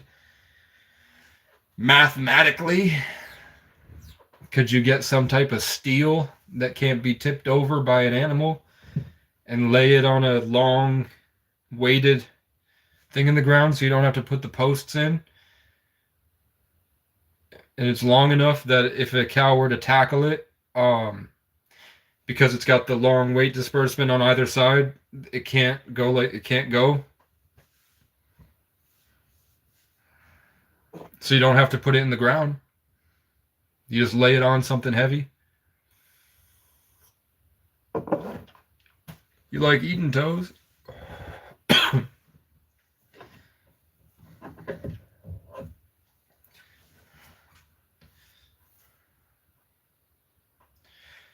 I had a dream that a female ghost ate my ass, and then I woke up and I still felt it, and I was like, that was weird. And I'm glad that I had it in a dream so that I never have to experience it in real life, and I can go on with the rest of my life knowing at least what it felt like. How do you know it was a dream? Because I haven't gotten laid in years. You know, like, and I live out in the woods.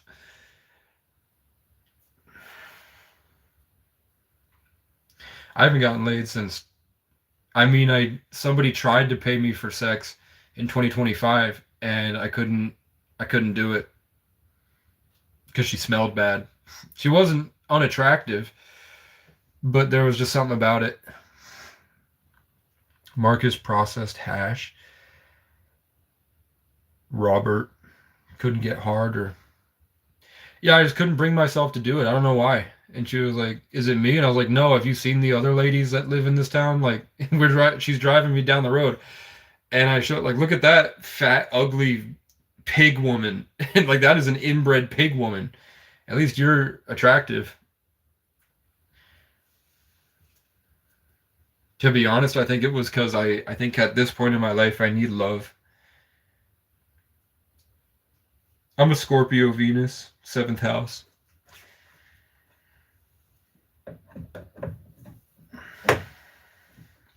And probably trauma. Like I think part of it was I was worried. It was partly the crows, to be honest, because it was outside and the crows were yelling at me. You know? But yeah, I just couldn't do it.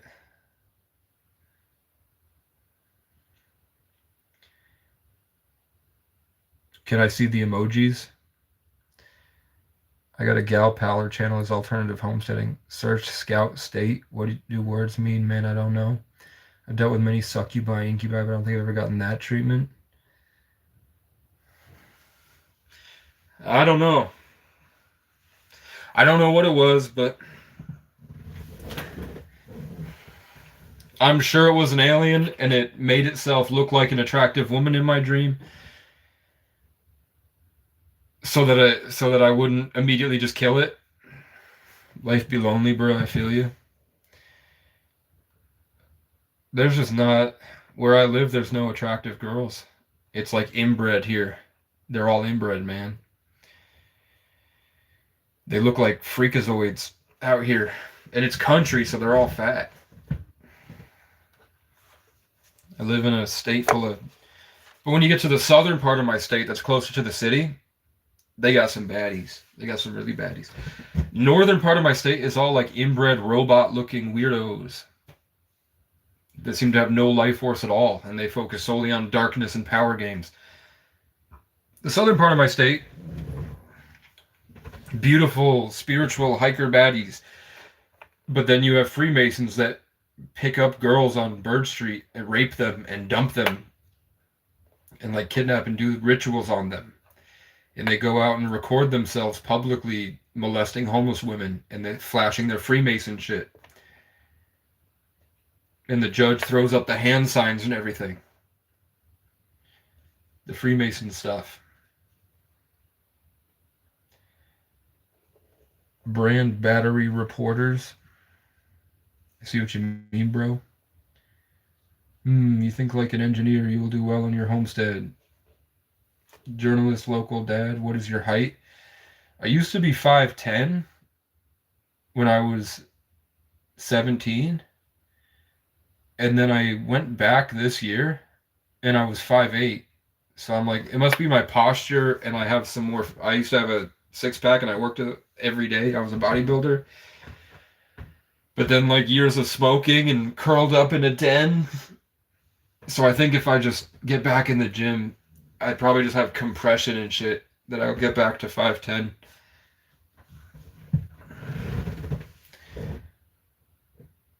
Like my license says 5'11" because I was 5'11" at one point, but I was wearing shoes, so I say 5'10".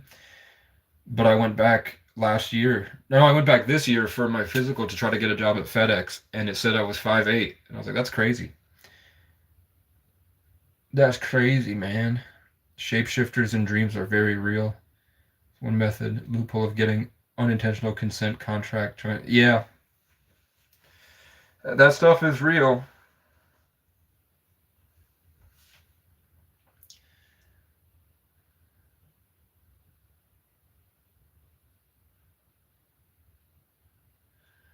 But if you take care of yourself, like I'm trying to get a whiteboard.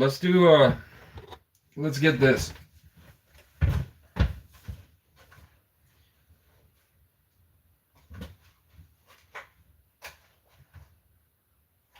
Bruh.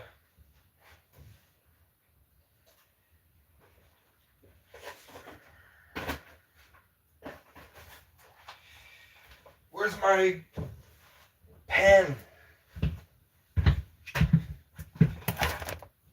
I have a notebook, but I only have a yellow pen.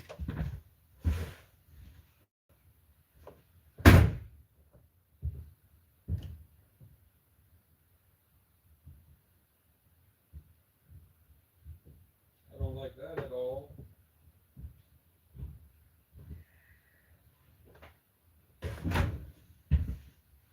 I'm scared, so you're coming with me.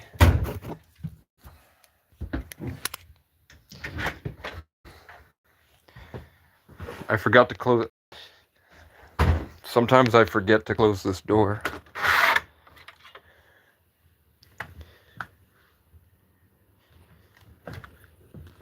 There we go. And I'll turn this way. Yeah, there's a moth. Get away from me, moth. Stop it. I hate these bugs, man. There's a city out there. The leaves are all back on the trees. The earth is breathing again. The earth is definitely conscious. Like, I can feel the dirt. I can feel what the earth wants sometimes.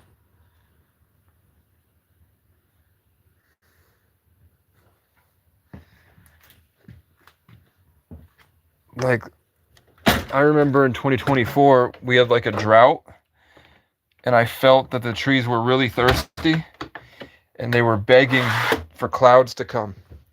And then we had a hurricane.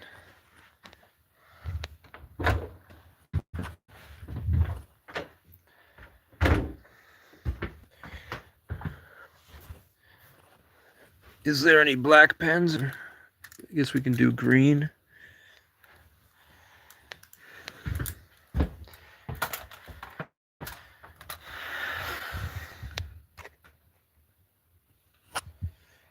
We're just hanging out, meowish.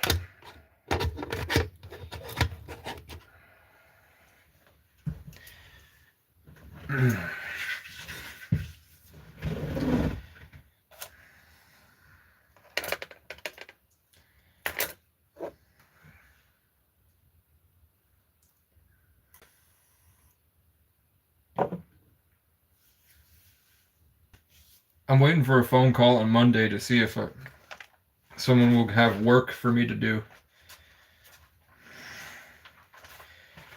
But I've been waiting 4 years for people for people to get back to me about work.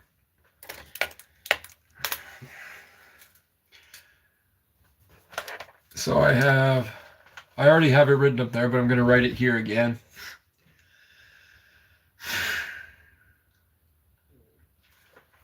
We have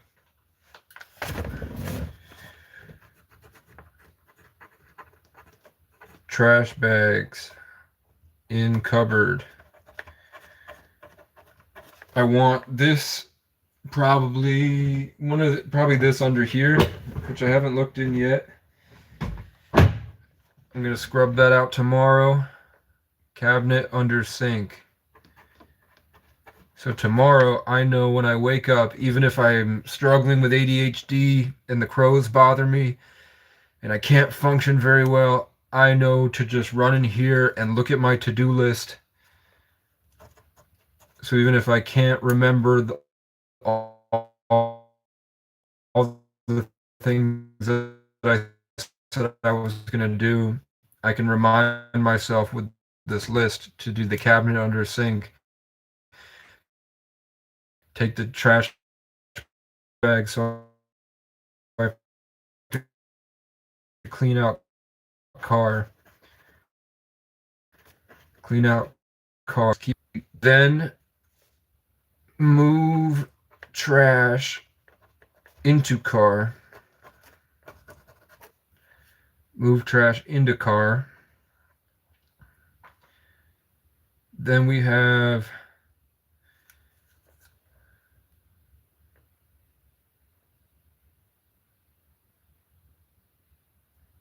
the weed whacker can stay up here because I need to use it, my manual metal weed whacker. But move tool, I don't know because people could steal them.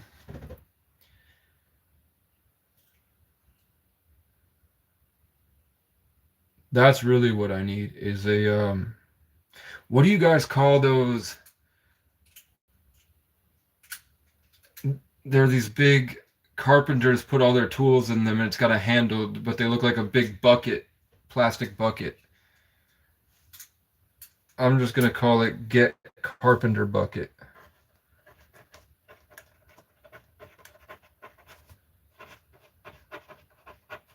Get Carpenter Bucket for tools. Then I have to get gloves, permethrin for ticks.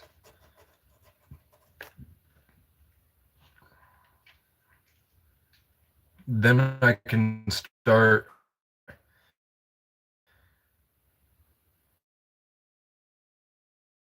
clearing overgrowths. Clearing overgrowths. Then after I clear the overgrowths,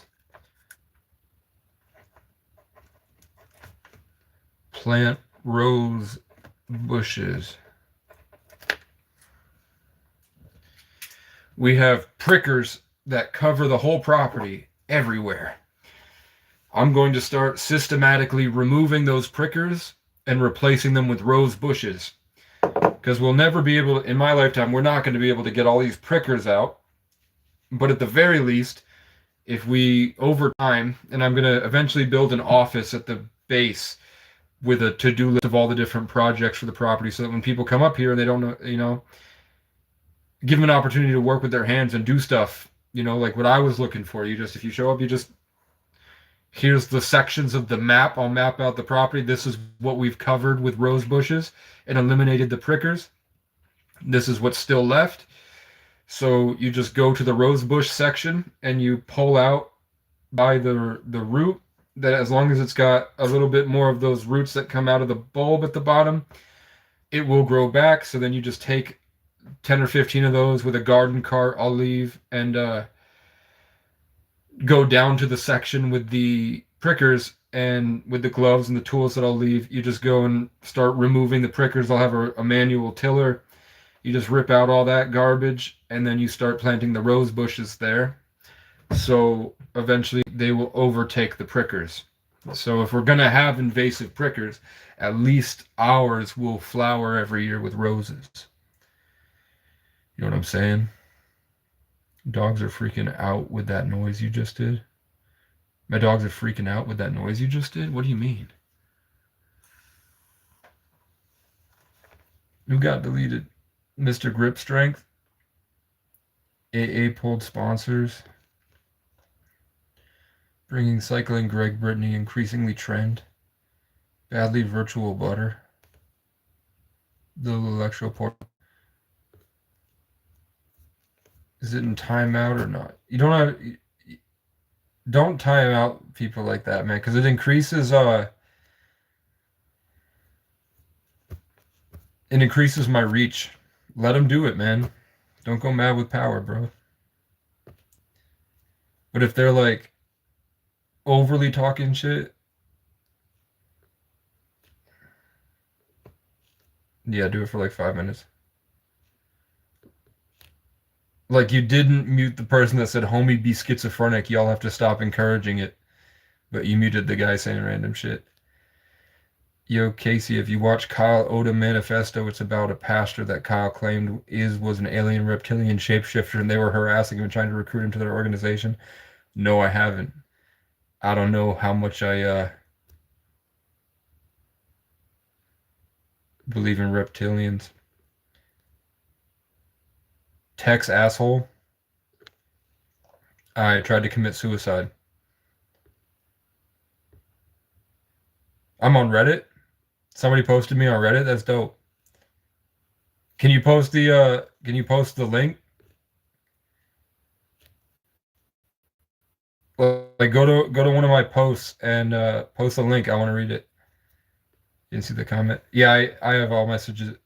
I forget the all messages. But yeah, after 12 years of trying to fight to function, and I did a lot of great stuff, but it was hard. Eventually I couldn't find, just piled up. Trespassing charges wouldn't let me get work. Every town I went to get a gym membership and 24-hour parking, I shoveled all winter and got a car, and then I drove it, and I couldn't find any help anywhere. Couldn't find work anywhere. Couldn't find hope anywhere. And I knew there was a homeless guy that had a legal firearm, and he kept his car unlocked because he was drunk and forgets his keys. So drank a bunch of energy drinks, psyched myself into it, ran out, grabbed the gun, ran into the woods, cocked it, pulled the trigger, forgot to load it. I thought he kept it loaded because he was like, I'm about that life, blah, blah, blah. I just assumed it was loaded, didn't even bother to check. I think I didn't want to know, to be honest. So then I brought it back, went out in the woods, and tried to freeze to death. Then the next day, next to where I was sleeping out in the woods, somebody was opening up a big gate to a big mountaintop. So I said, hey, are you the owner? And then she was like, no, but this place is open for people to come pray. If you want to, I can come pray for you. So I went up with her, and she prayed for me and told me that I'm allowed to stay here as long as I need. And then it turned out that the day I got there was the day the person that manages the property stopped because he moved to Florida. So they essentially, the owner is in his 90s. And when I told him my vision for what I wanted in my life, he said that's exactly what this place was supposed to be. And that I showed him that I had written in my YouTube posts a couple weeks prior to that. I had described a mountainside and the way that it looked and what it felt like and the situation, and it lined up exactly with this place. I literally saw it the same way that I drew that cabin in the woods in 2024, 6 months before I found it. When I thought I was just writing a TV show, but it turned out I was literally drawing a literal place that I went to. Like the scene where the protagonist in my show finds this place in the woods. 6 months later, I was the protagonist, and I walked through the woods and found the place exactly as I had drawn it. So I'd done kind of a similar thing that I did that winter in 2023 and found it in 2024. In 2025, I described a place, and then in 2026, I found it. So now I have, and then the first person I meet does a modular home business and wants to buy me or just give me a cabin. And then remember a couple months before, I said that I saw myself in a dream on a mountaintop in a cabin, live streaming, and then people would be talking shit, and then I would just, goodbye everybody, end the stream, take my guitar, go outside and sit overlooking the hillside in the mountains. And now I'm here, exactly where I saw in the dream and what I drew. And that I would never in my life be able to afford this place. You know what I'm saying? But now I'm on a $3 million property to myself with no strings attached. Wait, can you talk more about Minecraft? I love Minecraft. What'd the other guy say? Poop, poop, poop, poop, poop. Yeah, get that person the fuck out of here, man. Well, you made it for now, then. It's not really making it,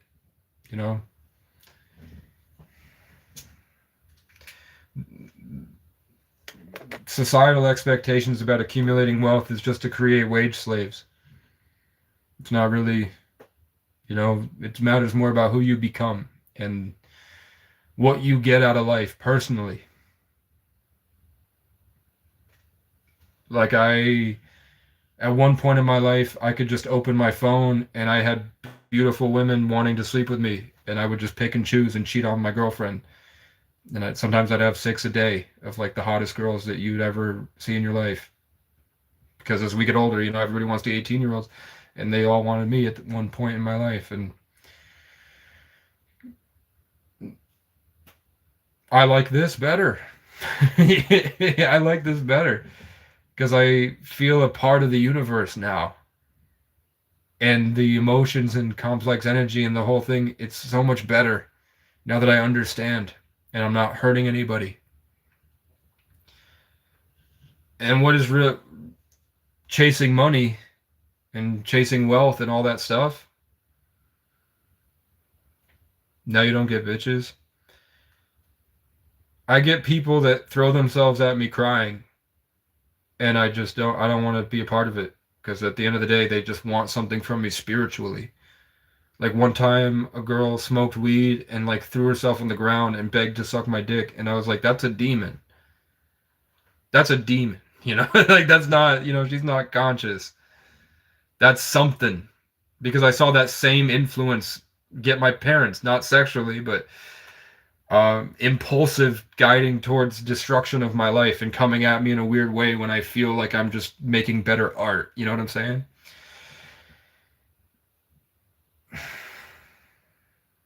Like in 3 weeks, I'll have a six pack again. And I've shaved. I'm brushing my teeth. I'm leaving the homeless wilderness backpacking journey. So yeah, everywhere I go, girls are interested. I could say the craziest shit you've ever heard on Facebook, and nobody responds. But then I'll drop a picture of myself, and beautiful girls are heart reacting. I'll do the worst schizo rant you've ever heard, and then I just casually drop a video somebody recorded of me, and I get tons of DMs. But I grew up as a feral animal, alone in the woods with terrible narcissistic parents with severe mental illness that loved me, but also would get hijacked by probably demons and were not functioning and didn't teach me much about life. But I also learned a lot about a different way of life from them that I really appreciate. I just wish that they would disintegrate from my life at this point. I don't want them around because now they're a detriment. But yeah, I grew up in an abandoned ski resort in a like $500,000 ski chalet with a room full of Legos. And then I would go with my mom down in Section 8 where she would run around in circles screaming she wants to go home, holding a kitchen knife. You know what I'm saying?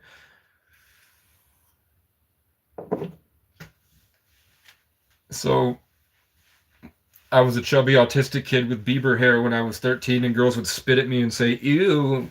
So then I picked up playing guitar and working out and cut my hair and dressed better and learned pickup artistry, read The Game by Neil Strauss and applied it when I was a freshman and took that to the limit and started outperforming the best. I went down to Miami with like legit like 500,000 subscribers on YouTube, and I was doing better than they were. But I also had a brain injury, kind of. It's kind of wonky because I felt fine after the car accident where I slammed into the steering wheel going 90, but then when I was in the hospital, I started learning astral projection, and I would be able to tell the time on the clock.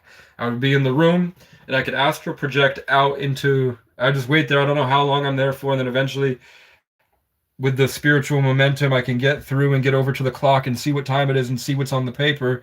And then I would walk out and be like, can I look at, and I look at the paper, look at the clock. And they'd be like, are you manic? You've done this 5 times. I'm like, I've been able to tell the clock time and this accurately 5 times. Watch, I'll tell you the next time. And then whatever time goes by, the night shift, and then before I turn the corner to go, I go, it's 3:47. And then I go out and I'm like, you were doodling, weren't you? And then I go back to the room, and then all of a sudden there's this black shadow alien demon thing sucking the life force like a Harry Potter Dementor.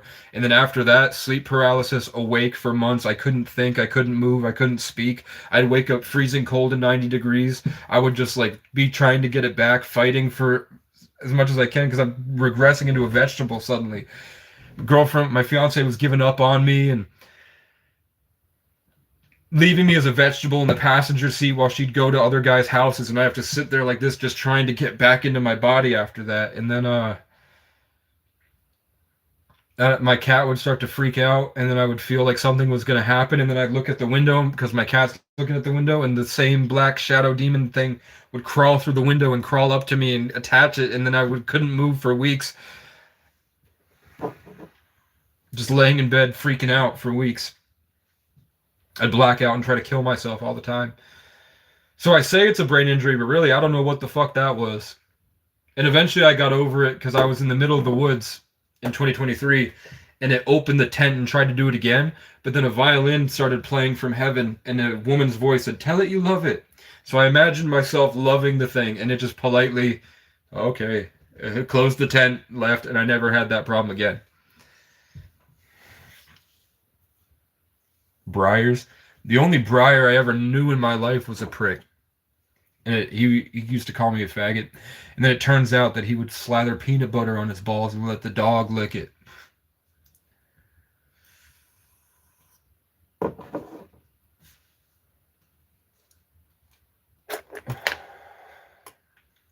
Demon Hunter, can you tell the people watching that I taught you how to call shooting stars on command and you get them? That I taught you how I go out and ask the universe for shooting stars and get them on command, and now you get them as well?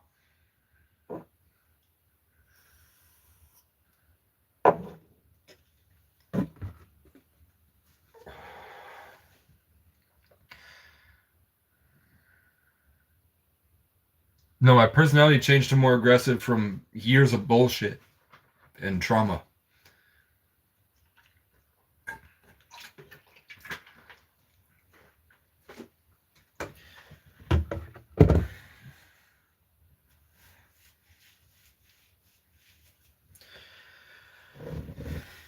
White lips, pale face, breathing in snowflakes, burn lungs, sour taste. So I have a decent amount of things I could do tomorrow, and then I was supposed to walk 10 miles tonight on the treadmill, and I was gonna listen to Drake's shit albums. Those are the worst album. All that hype for years about Iceman, and he put a goddamn like a big monument of ice in the center of the city just for it to be the worst shit you ever heard in your life. No doubt, but head injury can help with that along my dad. No, I did an MRI scan. I'm fine. I don't know what that was. I don't know what it was. So I just say brain injury because I don't want to explain to people that an alien attacked me in the middle of the night and then I couldn't function for years.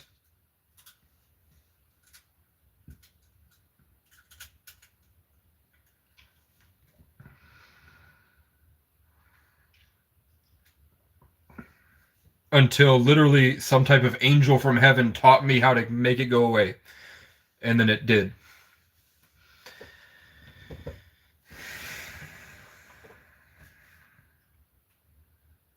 Yeah, if it's 2 o'clock in the morning, I don't know if I want to go all the way. It's an hour drive to the gym. I know I'll feel better if I do it. I think I'd rather just sleep. And then tomorrow wake up and do my to-do list. Let's get my duct tape.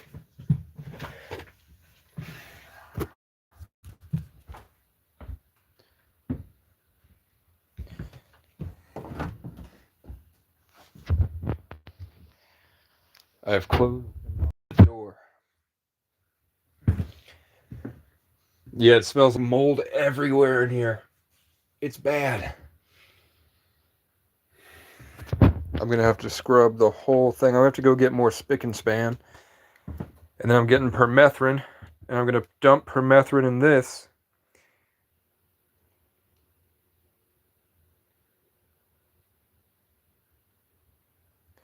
An hour so far. Yeah, but there's no other place. I live very far out of anything and any, I'm on a mountain deep in rural New England. And I like driving. And also that gym nobody goes to really. So I can guarantee privacy, whereas if I went to the one closer, it's $100 more. And it's just cops and like crazy, crazy white people that play dumb dominance games because they're spoiled brats that haven't been through enough shit in their life to not play the stupid dominance games. Oh shit, there's a dumbbell in here.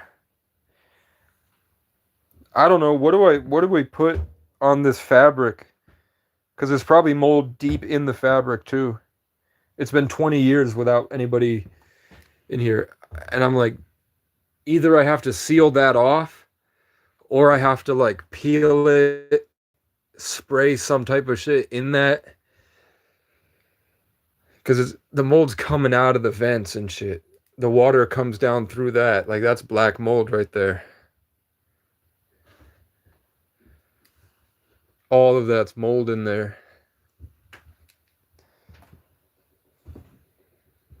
Feels like The Last of Us. There's my duct tape.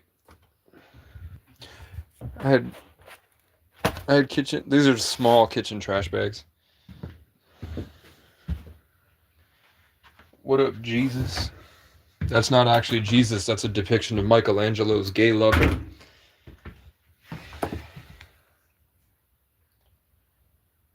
Homestyle noodles. I haven't seen that in so long. Yeah, it's been like they haven't made this specific brand of camper in 40 or 50 years. I don't know how the fuck they got it up here.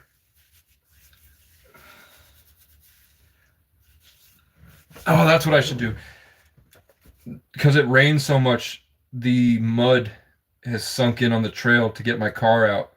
So let's shovel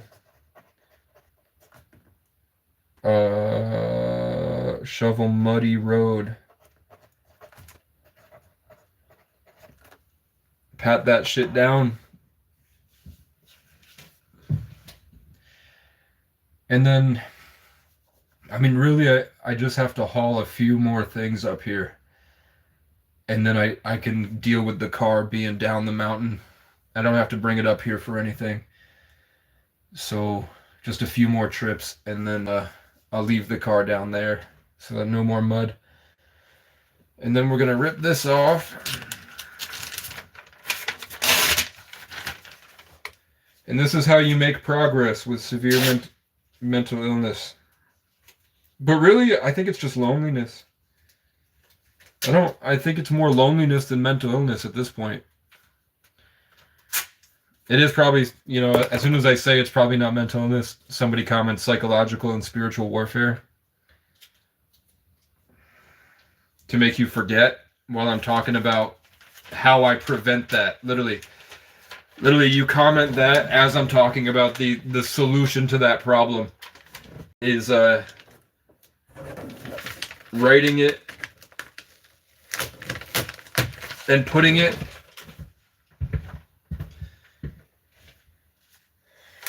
like probably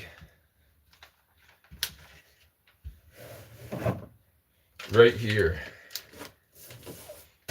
So now when I pass by it every day, I'm reminded tomorrow morning, this is my assignments for the day. And then I do them, and then it looks better. And I encourage you all to do that. It's a lot different than just thinking about it. By putting it here and then committing to it, even if you just get one down and you write and you scratch it off, it's a good feeling and it compounds. And it builds discipline, and then life gets easier. You feel more in control of your life, and then the self-sabotage and whatever it's psychological or spiritual warfare or what, it goes away with growth over consistency.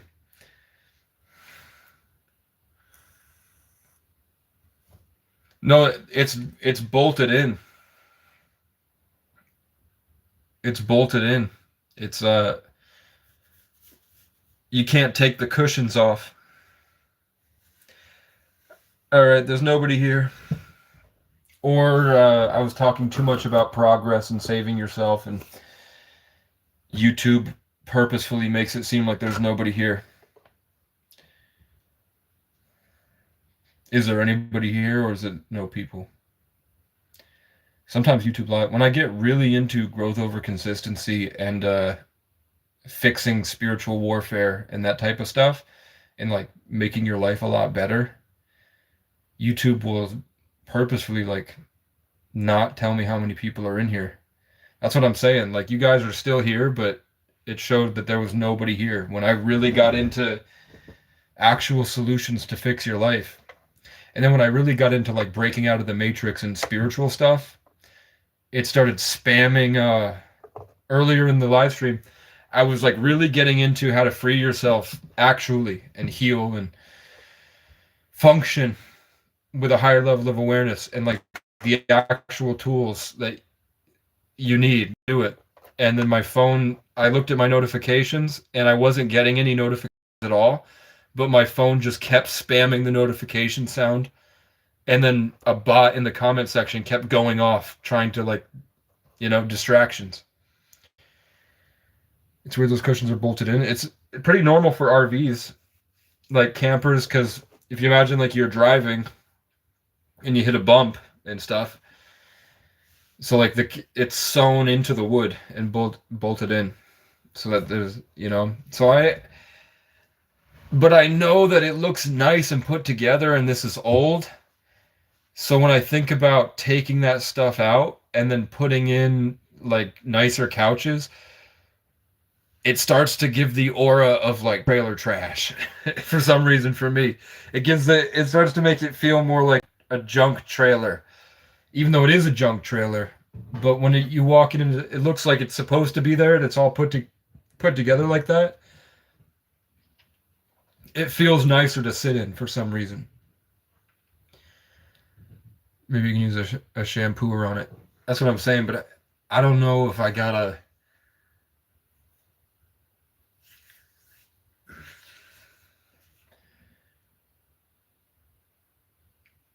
I guess if you do it in 90-degree, like once it gets to the summertime and it's 90 degrees, you coat that shit, spray it in, scrub it a bunch everywhere, the whole place, and then it should work like a heater because it'll be really hot in here. So it probably won't spread mold. It'll probably evaporate. What would you do if you discovered you were a descendant of a fallen angel? I think I've had this comment exactly before, and I have the same answer, like it's deja vu, which is that my bloodline is technically descended from fallen angels. I'm a real OG O'Brien, and we have Rh negative blood on both sides. Like, aliens would come down as a child and tell me that I'm an ancient soul from a special royal bloodline. And that's why I grew up in an abandoned ski resort on a mountaintop with a room full of Legos, and my family had no responsibilities. Because I was learning more about spirit with my imaginary friends that looked like collapsing stars, but flew like birds. You know what I'm saying? Lyran, but I'm not lying. I ain't lying. I'm a giant Irish lion diagnosed with oppositional defiance. One day y'all gonna see me on the Forbes. I'm embedded in your minds like vinyl. Everything I spit is final. Bottom line, like I wrote my signature. I go out to public parks just to make those demons knock it off. I go turn my shit down for you, bitch. You are not the boss. So you got a boo-boo little bitch. Go on, walk it off. Every time they cut me down, I came back with a Molotov.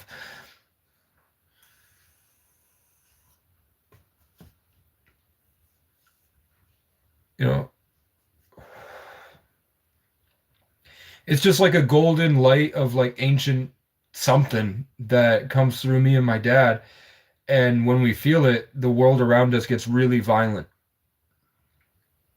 Like they really like the first time I felt it, my parents fought and they broke up. Second time I felt it, they burned our property down.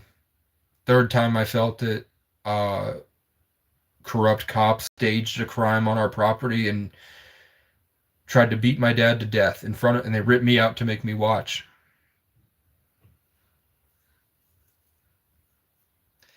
The next time I felt it, I went deep into my consciousness and saw that there was a buzzing, and then I looked and saw there were two gray aliens at a computer, and they were like, "You can see us? The reptiles are mad!" And then suddenly going 80 down the freeway, some kid broke his hand punching the window when I was in the back seat.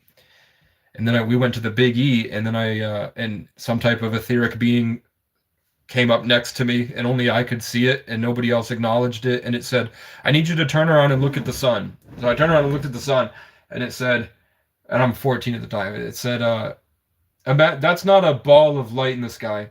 That's a hole, and on the other side of that hole is the infinite. And this is just a really condensed version of that light from the infinite. And it's like a play. You're experiencing it. You can do anything. So what do you want to do?" And I was like, "If I can do anything, am I allowed to steal?" And they're like, "Yeah, the people are conning you anyway." So I go and I take sunglasses and I walk into a shop and take like a bunch of like not really nice, but it's fair stuff. So I got a black cowboy hat, a black, because I grew up on thrift store clothes. I never had anything nice. So I got this like Western shirt with red embroidered stuff and pants, and I walked out, and the Christian kid that was with us was like, "Did you fucking steal that?" And I went, "Yeah." He was like, "Go fucking put it back." So I walked back, and I was like, "Hey man, I stole this, but I'm gonna give it back to you." He was like, "Just fucking leave it there." I was like, "Okay." And then we kept walking, and there was this big uh show that said the amazing horse, this rare magical horse. So you pay $5, you go in and walk through this maze, and at the end of it, at the end of the maze, it's this tiny fucking box, and diagonally, it can't even move, was a pony trapped in a tiny box. And then the thing went, "That's you, and none of this is real."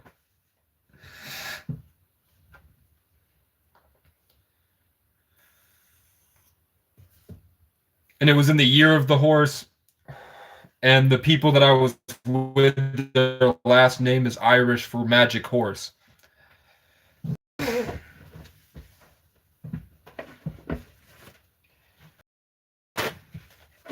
then the next time I felt it, my dad tried to kill me with a hammer and by the leg and whip me around the house. And I had to walk in sub-zero degrees in socks, pajama bottoms, and a V-neck while my dad was playing chicken trying to hit me with the car. And then he had a heart attack.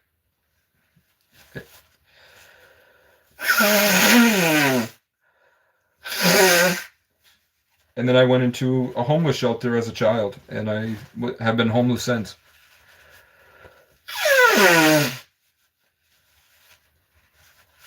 And then now we're at the next year of the horse, and I'm just gifted $3 million in equity because the cycle ended. My wilderness journey ended. And my kingdom was taken from me, and now I've been given a different one. But I've learned a lot since. I've done a lot.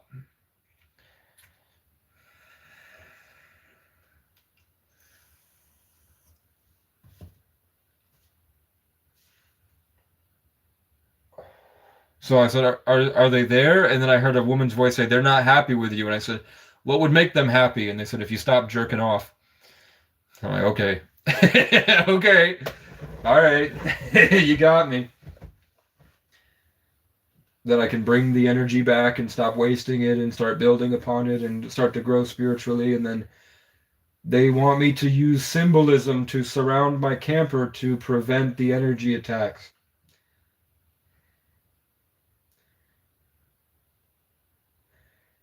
And the crows are teaching me discipline, I guess.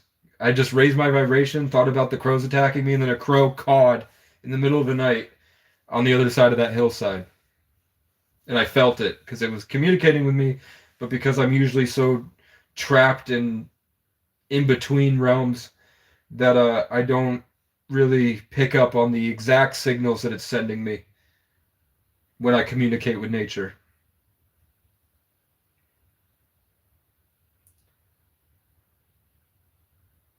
And then they're telling me I need to get water, like real nice alkaline water, or just like not the store bought dollar brand of water, like nicer water.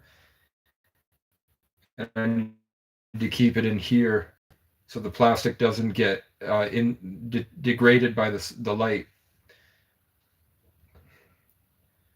Keep it in a cool place in the cupboard here.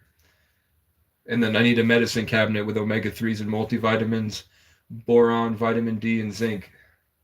Ashwagandha root, maca root, B12. And then they said my life purpose right now, like all I'm supposed to do right now, is continue writing my stories. They want me to just sit and write.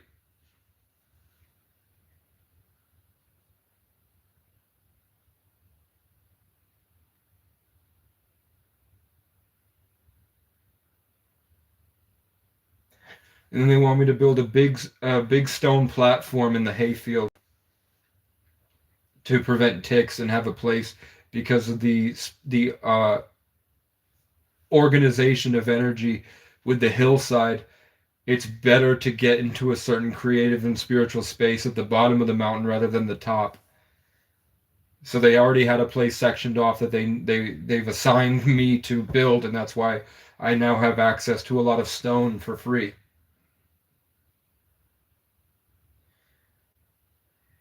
But they also are warning me that it could be a lot like Dragonborn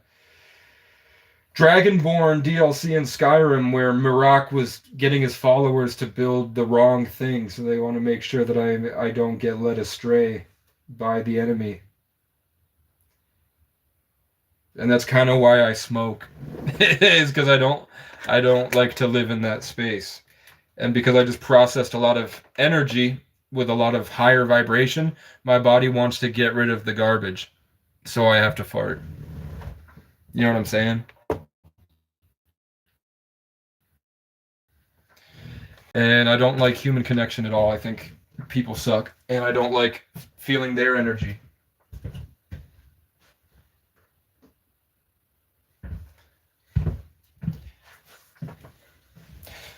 The energy's crazy, man. I'm sitting 6 days.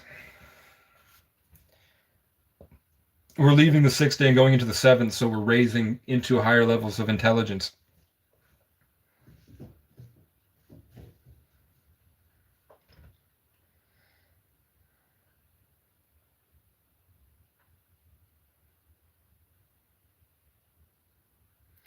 They're telling me to actually get rid of the cabinets and the fridge and everything, so that this side of the camper I can clear out and lay tiles over, and then I can start doing push-ups every day.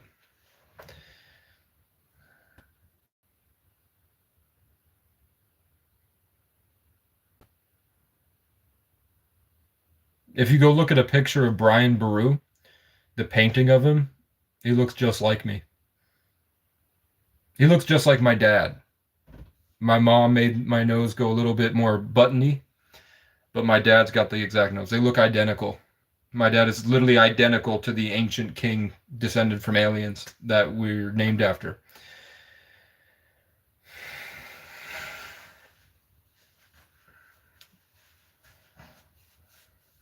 And I try to connect to God. That's all I do, is I try to let all that go and just try to find some communication with the heavens. I ask for Jesus and get nothing, but I ask for shooting stars and get them. I ask for birds right to left and get them. I ask for physical things and get them. But when I ask for a sign from Jesus, I get nothing. I've never had that ever happen to me in my life. Never have I called out to Jesus and gotten any sort of response, but I've called out to the universe and nature and gotten it. People say that Jesus comes to them and talks to them, and I've never had that. I've had stuff that feels like what I would describe as Jesus, like I'm making a song, and I fight to stay in the creative space through all the chaos in life, traveling, and I fight to make it the best possible I can make it, and then sometimes the perfect version of the song will just float in spirit, in my imagination, will float right in front of me, and it will play for me. And I experience the perfect version of the song as if it was gifted to me. And it's always orange and green. And I don't know if that's Irish colors, or orange is 33 in gematria and green is 6. And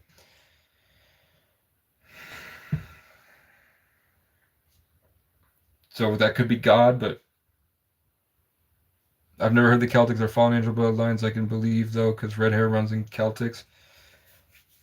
Supposedly red hair was a Viking trait, and then Vikings were like 4'5", and they would show up in hordes, and they would rape and steal people in the middle of the night.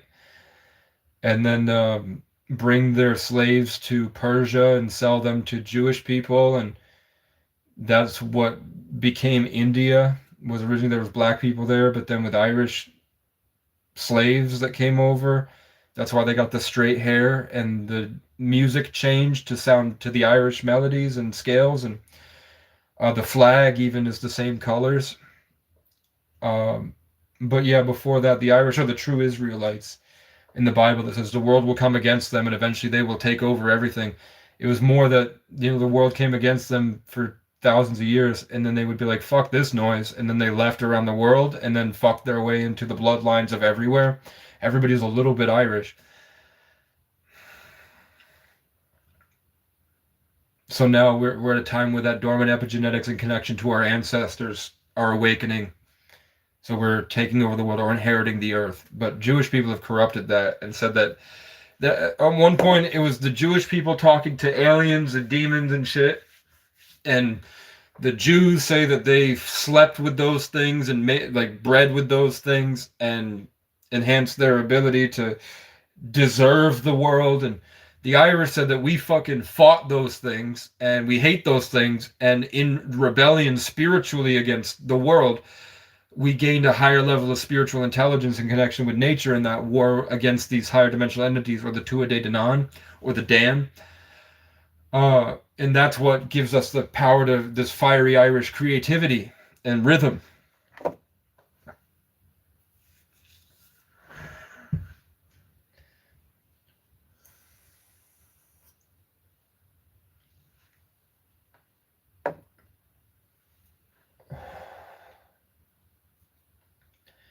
But yeah, Vikings were a bunch of cave-dwelling psychopaths. So I see why they love crows so much. If Dwight York were Irish, George Erickson,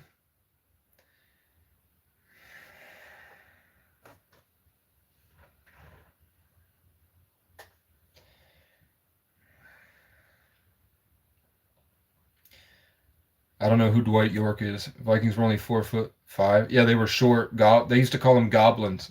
In folklore, Irish people and Scottish people were giants, and Vikings were goblins, and Jews were goblins. Later on, they called the Jews the goblins, but originally they called Vikings goblins because they would show up and would rape and pillage and steal, and they were tiny, and they would come at night. There weren't any Viking raids during the day because they get whooped. They would come at night and they would sneak in 10 of them at a time and would steal the women, rape them into getting them taller, because the Irish were giants, so the Vikings would rape the Irish slaves to produce better Viking babies, which made them stronger and bigger and bigger and bigger, and then they would sell them. When they were done with them, they would sell them to Persia. Also, after that, there was what's called the Silk Road. So the Irish would go along the Silk Road through Europe and would settle in India and Persia, which is how green eyes made its way over there. Why Indians and Persians have green eyes was because of the Silk Road and the Viking Irish sex slave trade. I thought they were big and badass. No, that happened like 900 years later, after 900 years of raping taller people by stealing them at night to improve their bloodline and genetics. Originally, they started out as inbred cave monkey goblin creatures that said that the crows are telling us to go over here, because the crows knew that the Vikings killed and the crows could eat.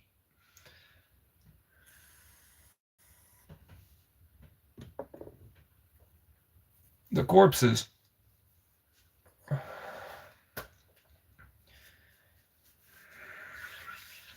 And then you have the Moors in Africa from Morocco, and you had the mystery schools, and you had Tibet, like Celtic. The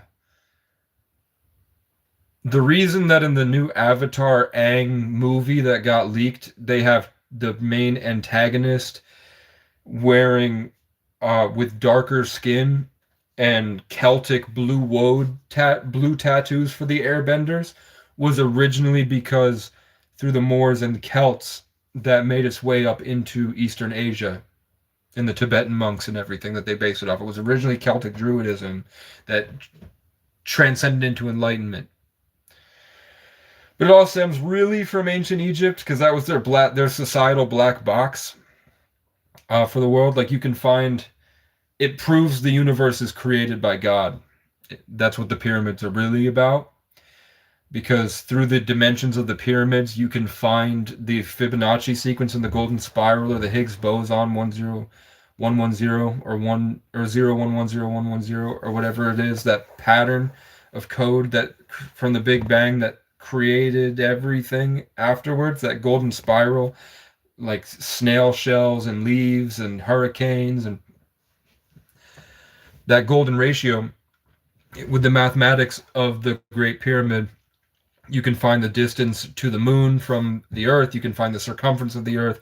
You can find the all the way up to, like, instead of just the solar system and the planets orbiting the solar system, you can go all the way out to Sirius and Pleiades and Lyra and all that stuff out there.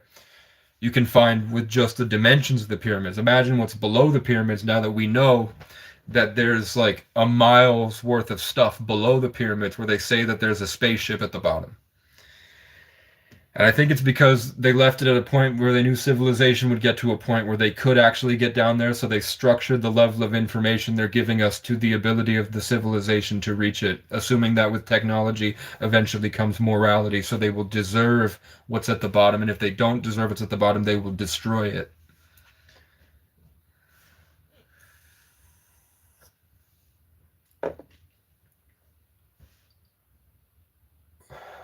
I'm assuming when you get to the bottom of the pyramids, there will be an artificial intelligence running off of electromagnetic energy that will prevent people from reaching the level of technology that's available to them until we are able to deserve it.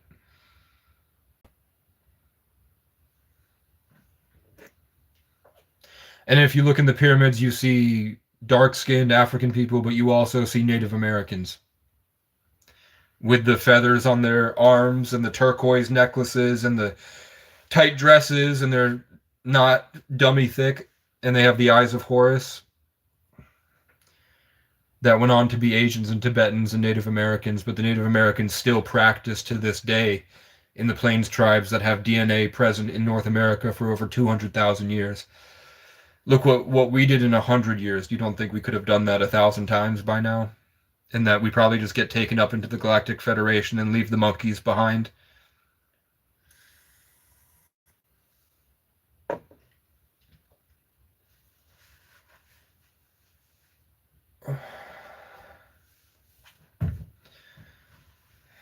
I'm sure there was dog people at one point, and there was cat people, and there was giant praying mantises. All sorts of shit probably spawned from the earth in different ways through stimuli and evolution. And we're just one set of intelligent beings rising in, back up into God.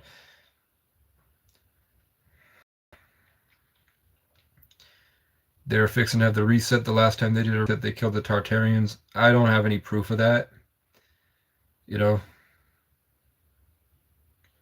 I don't have any proof of Tartaria other than stuff I've seen scrolling on the internet. I just go off of what I experience when things talk to me in isolation in the woods. And then that stuff gets validated later on through scrolling. Like, I only talk about stuff that's come to me, and then I figure it out later through the internet. I don't talk about stuff that I see on the internet first. Like, if I haven't heard anything about Tartaria before scrolling, but I definitely met tons of different praying mantis insectoid aliens and blue cat, or cat aliens and blue aliens. And then now I found out that those are called Lyrans and Arcturians and mantis beings and stuff. I saw that stuff before the internet, so that's why I talk about it. I don't know about Tartaria, but I know that there's something to. I always knew that when I would look in the textbooks and see Devil's Tower, that it looks like a tree stump.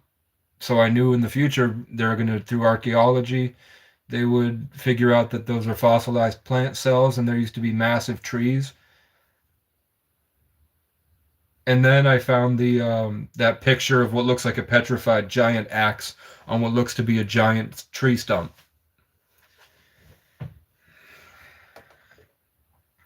Somewhere out in the whatever's out there. I've only taken greyhounds through the country. I don't know what it looks like out there.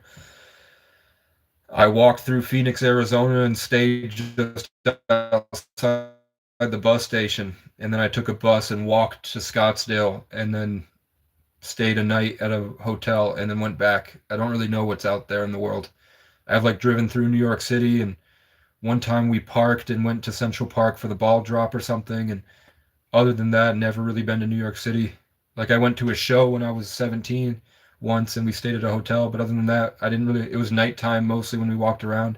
I didn't see much. Um, I went through like one city street in Portland, like the main downtown area. I walked around Old Orchard Beach, but that was pretty much it. I stayed at a campsite in Saco in Scarborough. And other than that, like I've been to Boston like 3 or 4 times in my life. I remember going to the Quincy Market and having a big pizza bagel as a kid and going to the hotel. I remember probably the best I've ever had in my life, where we got some type of Asian food in Chinatown and went to the park and looked at the Prudential building, and I said I was going to marry her up there one day. And then we went to a show and they wouldn't let us in to a 6 lakh show, and I'm kind of glad they didn't. But then I saw him, the guy with black was just standing there. So we made eye contact, and I got a read of his entire energy completely. So I got to see all of this. I got to learn so much from that one instance without having to go into that ritual or whatever they do in there, you know. So I'm glad. I brought that girl to a Watsky concert in Boston once. And then I stayed at a hostel once, and we walked around and went to bars and shit in like North End. And other than that, you know, I've just greyhounds. Like I stayed in South Beach, Miami for a month, but 3 of those weeks was in a hospital because I got caught with weed. So instead of going to jail, they put me in a hospital. And my mom holds it over my head that she got a piece of mail that says I was schizoaffective. But that was because I lied about doing acid when I was 13, when I went into the homelessness. So when they look at the file, they say preliminary diagnosis was schizoaffective, but then they always take it out when they realize that, no, after that he got HPPD, and then they just took HPPD out completely. The actual thing is that they say, you're fine, you're just very intelligent, and you have a lot of potential in life.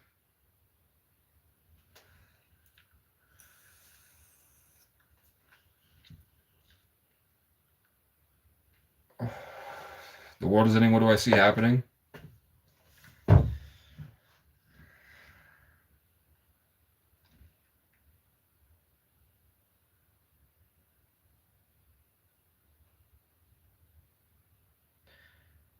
I see the people that turn their phone off and stay out in the woods inherit the kingdom of God, and the people that stay having a social media account and using the internet get connected to the beast and just get destroyed.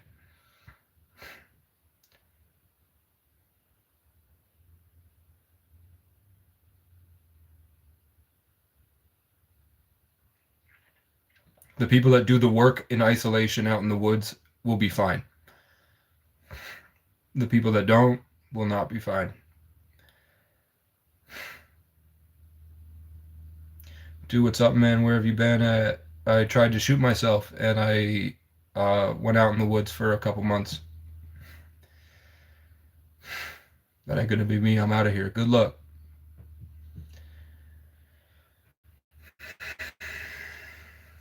Yeah, the spirit's trying to evolve your epigenetics to be unable to be infiltrated by the demonic matrix through 5G and AI.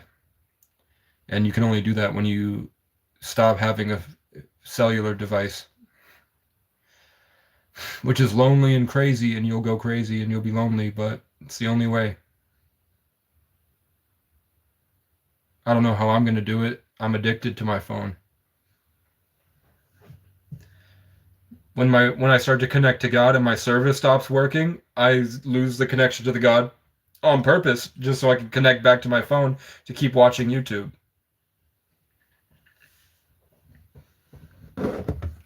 And then I complain that I'm suffering.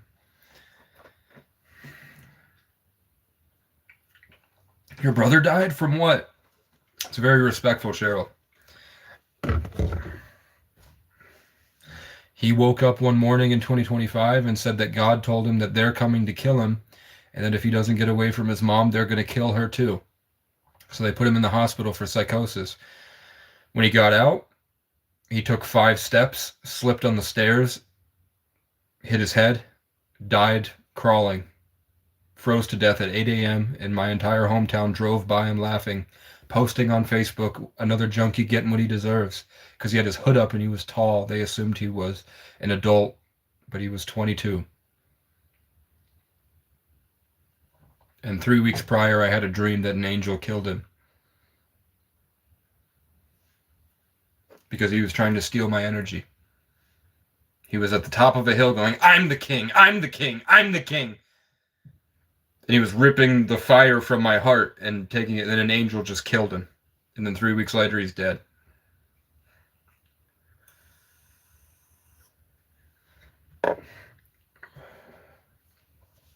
And then sleeping in his bed after the funeral, I dreamt that his family, because we're not blood related, I just call him my brother. But when I met him, we were both wearing the same exact Ireland shirt. And his last name is McManus, and mine's O'Brien. Magnus, which McManus comes from, the descendants of Magnus. Magnus was Brian Boru's grandson. So probably the same bloodline. Then, I had a dream in his bed after he died that his family was in a kindergarten room, and they were adults. They looked like themselves, but they were solving kindergarten level problems, really struggling with it. And I was just standing there, and I was covered in this rich, ancient energy. And I look over, and he's standing in the doorway, and he's got what I said was my imaginary friend as a kid, that angelic being, was standing with him with his hand on his shoulder. And I saw him, and I was really happy, and then I lifted my hand up, and like a magic, like how magicians whip a card, I whipped out his obituary, and I walked up to him and handed him his obituary so we could see, "In loving memory of John Michael, he's dead." And he went, "I'm dead." And then I got kicked back into my body, and I woke up. No, that was my cousin Jesse. Jesse's a piece of shit. Jesse's a narcissistic piece of trash, bro. He's terrible, man. He cares, but it's like the Leos are just a battle of self. Leos are like disgusting narcissism overtaking their sweet, caring energy, and it's just whatever they amalgamate into. It's terrible, man. So he's definitely like a little boy that cares, but he's also got this like narcissism around him, man. And I don't know, my dream was to get a piece of land to bring him here and work on animating. But at this point, God or whatever has told me that they don't deserve it. But then like 3 weeks after my brother died, or like a month after, I felt him again in the woods. Like he was just standing there spiritually, and it was like a bittersweet goodbye type of energy. And then I got a notification, ding, on my phone. It says, "Your dead brother has a message for you." So I opened the video, and it's a tarot reader talking about, "Your brother chose to reincarnate. He will not remember you. You'll never see him on Earth again, but he loves you. And that's just, it is what it is. But you will also experience his soul through other people." And then the next day I walk into town, and I run into one of his old friends, or somebody that would like, they were in the same grade, knew each other, acted just like him, thought just like him. They were both creative, lonely people. And I got to tell him everything I wanted to tell my brother and give him the advice that I wanted to give him. And he didn't take it, but at least he got to see, if he kept going down his road of trying to go out by himself and be homeless and free, this is what it turns into. Years worth of trauma and isolation and degradation of self and fighting to keep it alive. you gain a connection with nature. Like I literally was talking to him about a skinwalker, and then all of a sudden we heard like it sounded like 5 coyotes glued together going in the woods, and then we're like, what the fuck? And then it was like humanoid and took off running.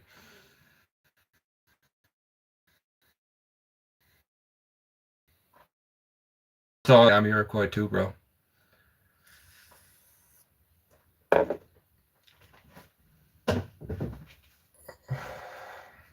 But I experienced everything that it was like a little pocket experience of everything that I valued about my little brother. I got to experience it one last time through this other kid. And then sent him off on his journey.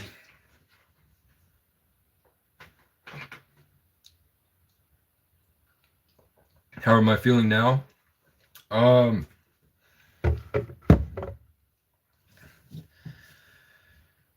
I'm just lacking the structural things physically to put myself in position to match the greatness that I feel like I'm able to achieve, mixed with panic attacks with not knowing what to do in life. Before I was struggling because I was trapped and I didn't know what to do and how to get out, and I could do these great things and I was suffering. Now I'm not suffering, but I don't know the right move. So I'm just like working slowly, like cleaning the one part of the camper every day, trying to save my money. But then things on Marketplace I think will make the situation better. I go get.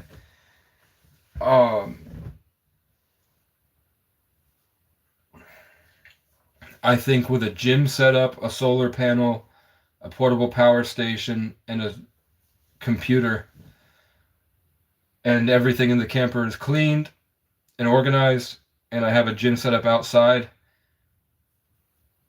then I'm fluctuating on income, finding the right job. And every time I try to get a job, it didn't work out, but I'm seeing that it's bringing me closer to something that's going to be really good. And then I think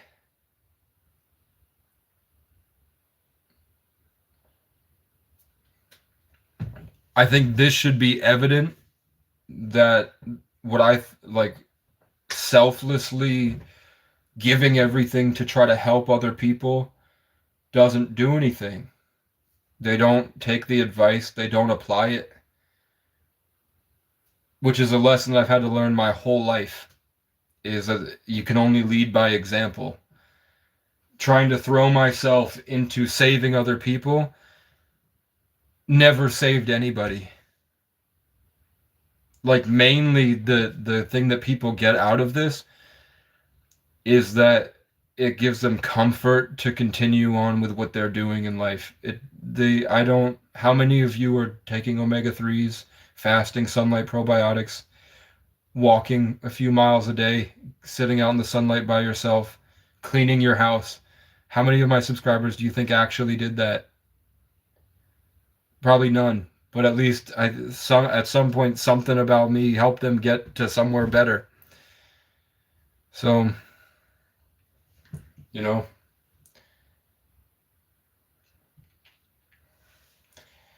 but as I continually gradually ascend to being somebody everybody is jealous of, through accidental idolatry, they will learn how to fix themselves.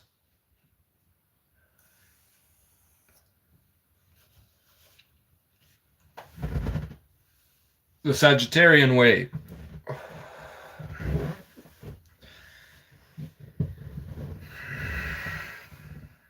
They say the 33 life path is the easiest to fail because you have such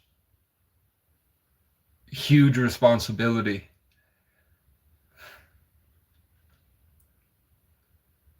The only way to win a 33 life path is to change the entire world. Emery Tate did it by teaching his sons how to do it while he walked around the country playing chess and doing odd jobs for the CIA. And then Andrew Tate changed the world with his teachings. Like the most famous Andrew Tate quote other than "you're broke," is my unmatched perspicacity. Makes me a feared opponent in any realm of human endeavor, which is something his father taught him as a kid. The 33 teaching through Entertape is his most popular thing.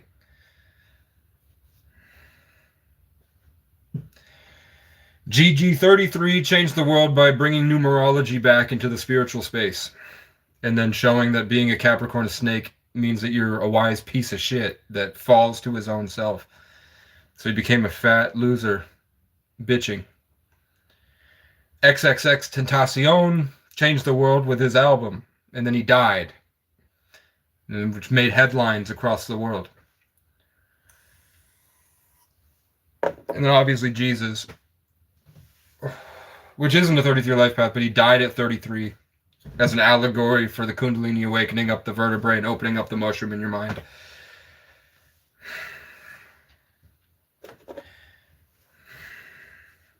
How does Casey change the world? I think he already has. He was a signal fire that his healing and creation through grid work inspired NPC vessels to incorporate his creation and embody it while Casey continued suffering. So we had in the year of the cat, Kai Cenat, Kurt Cass, Kendrick Curry, Cassius Culpepper, the Kansas City Chiefs won the Super Bowl, Queso, Casey Neistat, Kurt Cass, all these free, fun balls of fire showing that you can do anything and be anything and it doesn't matter. Just have fun.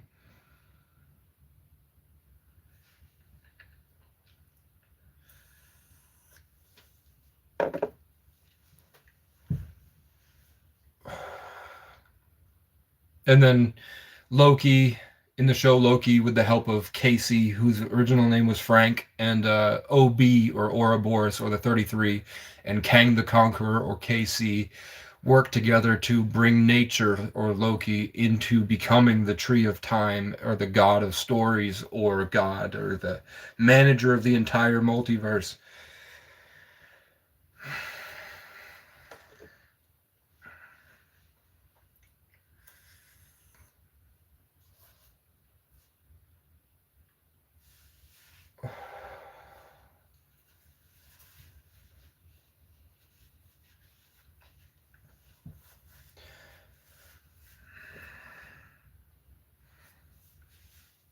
I just saw a vision of my daughter. I'm going to have a mixed race daughter at one point named Acacia.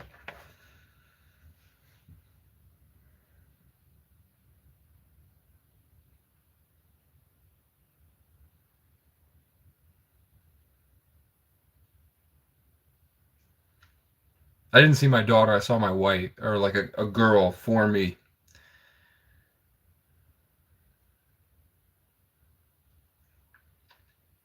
And then I saw my daughter's name. When I want to have a daughter named Acacia at one point. I want to have a few sons and a daughter. And then I think I want to build a place where I could say, like, I could bring lost people to fix themselves and then send them back out. OA show tells you of people stealing others' memories as if they don't know what truly to do with them.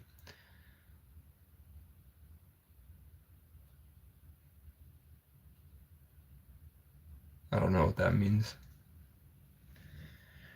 Well, I don't think we gonna stay service to others so it don't work to join their side. OA show tells you of people stealing others' memories as if they know what to truly do with them. Yeah. I'm still inside, living in my memories, pretending I did everything right. You and I, against these city streets, driving till our hearts match the lights. Don't you ever forget about me. When you toss and turn in your sleep, I hope it's because you can't stop thinking about the reasons why when you close your eyes, I haunt your dreams at night. And so you can't stop thinking about me. Don't stop thinking about me. My friend tried butt stuff for the first time. He described it as gritty thoughts. I'd be crazy if I thought that, Noah.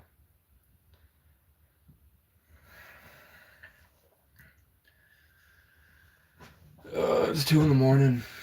I bet it's probably 3 in the morning now. 2:50, yeah.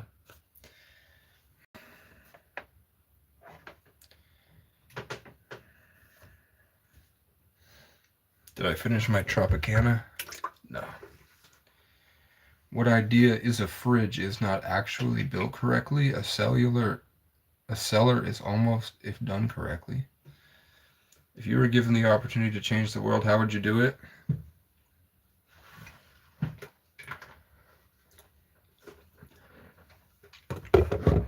I would evolve nature to a point where it could be an accurate medium in balancing the dominance games humans try to play with each other. I would make nature, make it fair.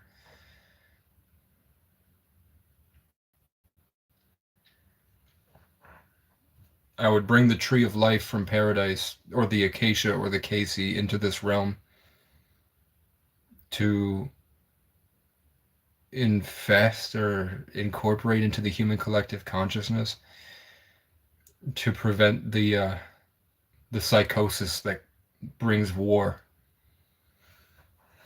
I wouldn't give anybody shit. They don't deserve it, but I would make it fair.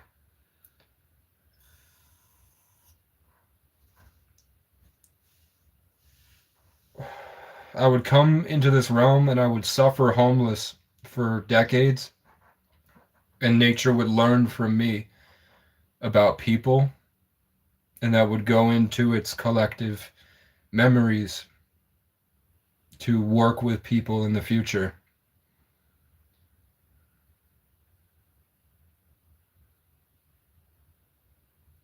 I would come to this earth as a 33 life path, born in the 11th, Sagittarius, Sun, Mercury, and Pluto in the 8th house, Aquarius, Moon, Mars, Uranus, and Neptune in the 10th house, Taurus, rising, and Saturn. And I would go through trying to fight to save the world and have the world watch me suffer. And that would stay in the collective consciousness to change and reorient the orchestration of events in the human genome or society. You know what I'm saying? Like as humans continue going and their stories with the universe keep coalescing into events, and as the play goes, I would just change the essence of the foundation of that to make it better, but also fair.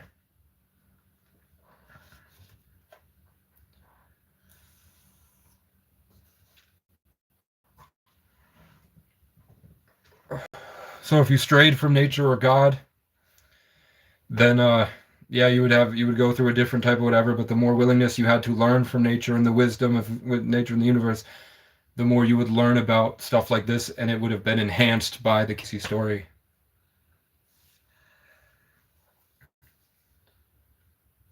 You thought you were a Taurus all your life and just found out a few million Aries.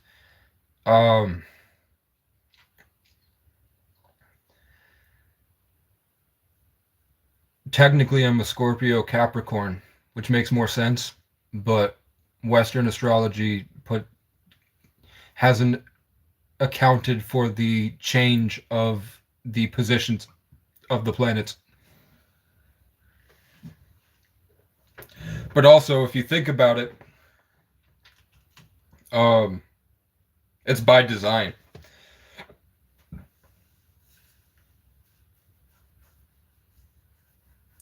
All it really is just themes and motifs to help you get a better understanding of your true self. Like, if you look at the common denominator between all the different schools of people trying to figure out what the fuck is going on, if you look at the common denominator between that, you can find that there's an obvious theme and presence to the story and character of who you are and who you came here to be. Like, I'm a 33 life path, born in the 11th, Sagittarius in the 8th house. That's constant revival in the worst parts of the human condition. I'm an Aquarius moon in the 10th house of Capricorn. That's this righteous fire water, highest vibration of the zodiac, placed away in power like a castle on the hill. And my name means Casey, the acacia, the tree, the brave, incorruptible, purest essence, the 3311. And no matter how many times you cut it down, it regrows pure and is incorruptible. Or Sagittarius in the 8th house. Saturn and Taurus, 1st house. And then my last name is O'Brien, which literally means a castle on the hill. My name, my astrology, my numerology, my Bazi, Dingfire, Rooster, Daymaster in an Earth Cat year. It's the same thing. Because people were uncovering the same truth, just in different areas of the world. If you look at the common denominator between them, you can see an obvious thematic presence. And then the proof in the pudding is that my name, which my parents don't know anything about numerology or astrology, but my name means the exact same thing. That's the proof of God. Or at least some type of higher intelligence orchestrating events and influencing people. I just tried to hit the charger instead of the vape.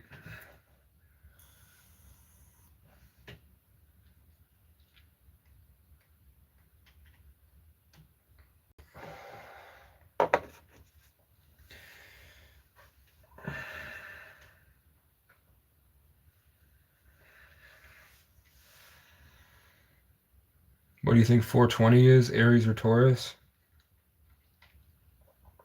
Cheryl, you've been watching for 3 hours now. If you post your birthday, I'll do a reading on you and then I'll go to bed.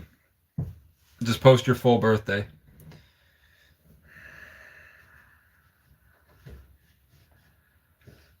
But you're not the first Aries and Taurus we've had. We've had a lot of 420s, 421s, and 422s the past few months. Like I've done a reading on that specific Aries to Taurus cusp like 6 times. Like the last 12 readings, 6 of them were around your birthday. That's mainly who resonates with my content, I guess.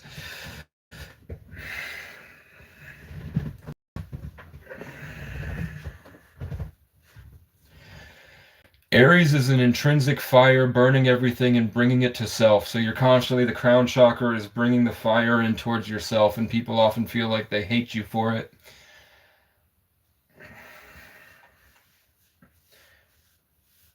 Taurus is the complete opposite, where you have nothing going on in the crown chakra and you have this deep darkness embedded in the earth with your past lives and ancestry.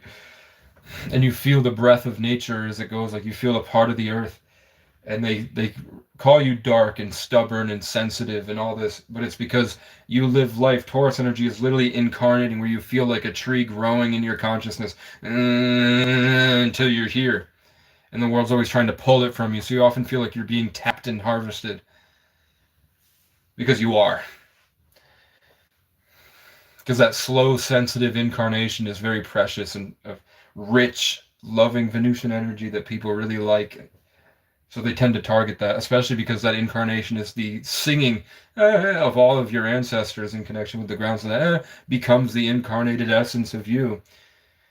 Which is why Taurus energy tends to they just want to create small, little, beautiful things to share with everybody.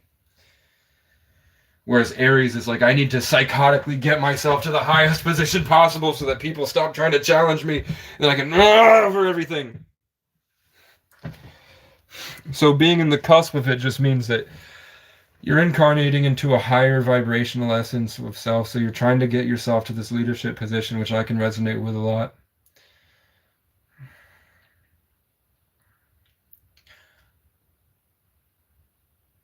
Yeah, I would say you need isolation. You need that. Whatever land you're thinking about getting, you need it. You need to be away from people with a lot of animals and plants.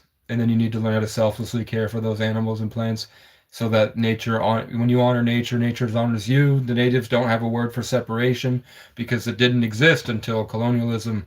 Before they just called it that we are all a part of the living forest. And then when you do that, then you learn how to really get into incarnating into yourself in a way that honors and respects nature as a part of it. And then you just channel it into beautiful artwork. But you will get, depending on when you post your birthday, depending on your life path and number day, and the house that Aries Taurus cusp is in, that'll show me more about and kind of when we get into your Bazi. But I need your full birthday for that. if you want that. They say it's an archaeology project, waterproof your home. It's exhibited like a human museum now, and it will rot. The name is Casa Loma. What? There's a castle on a hill where I live. The people have taken it over as a tourist attraction. They will not allow it to be fixed correctly. They say it's an archaeology project to waterproof your home. It's exhibited like a museum now, and it will rot. The name is Casa Loma. Numerology, archaeology, the measurements to understand the proper form of house building is being not allowed to be known.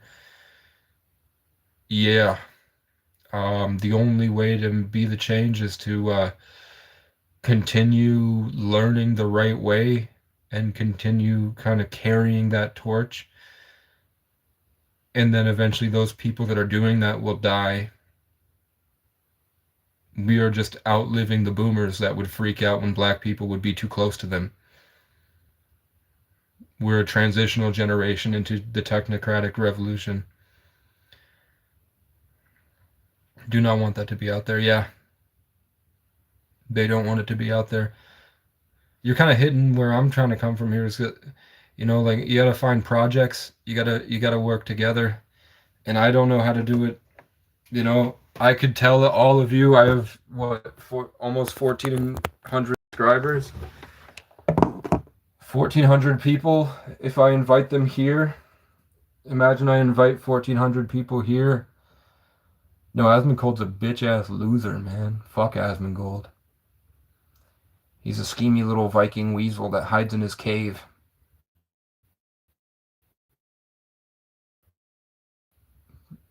You know what I'm saying? I don't like it. Completely useless. And he'll tell you the same thing, I'm a fucking caucus cave monkey, inbred lemming loser that or whatever gets the most views as he farms white people for he's just one of those people in the caves. There's a horde of white cave monkeys that are going crazy on the internet right now, and he's one of the people at the top of the cave screaming to the other monkeys. That's all it is, man. Cheryl, what's your birthday? You asked me about your astrology, man. I need your birthday, and I can do the rest. But Aries Taurus cusp is learning how to correctly channel your creative expression into a self. Like Aries are always trying to get to a certain position fixed, and there's not a lot of change. That's the problem with Aries Taurus cusp. There's not a lot of change in the energy. It's very stagnant, slow moving, and it goes from one position to the next to the next. Whereas like Sagittarius and I think Virgo and I think Scorpio are all about change. Are you a big Hassan guy or are you more of an independent thinker? What the fuck are you talking about, bro? Bro.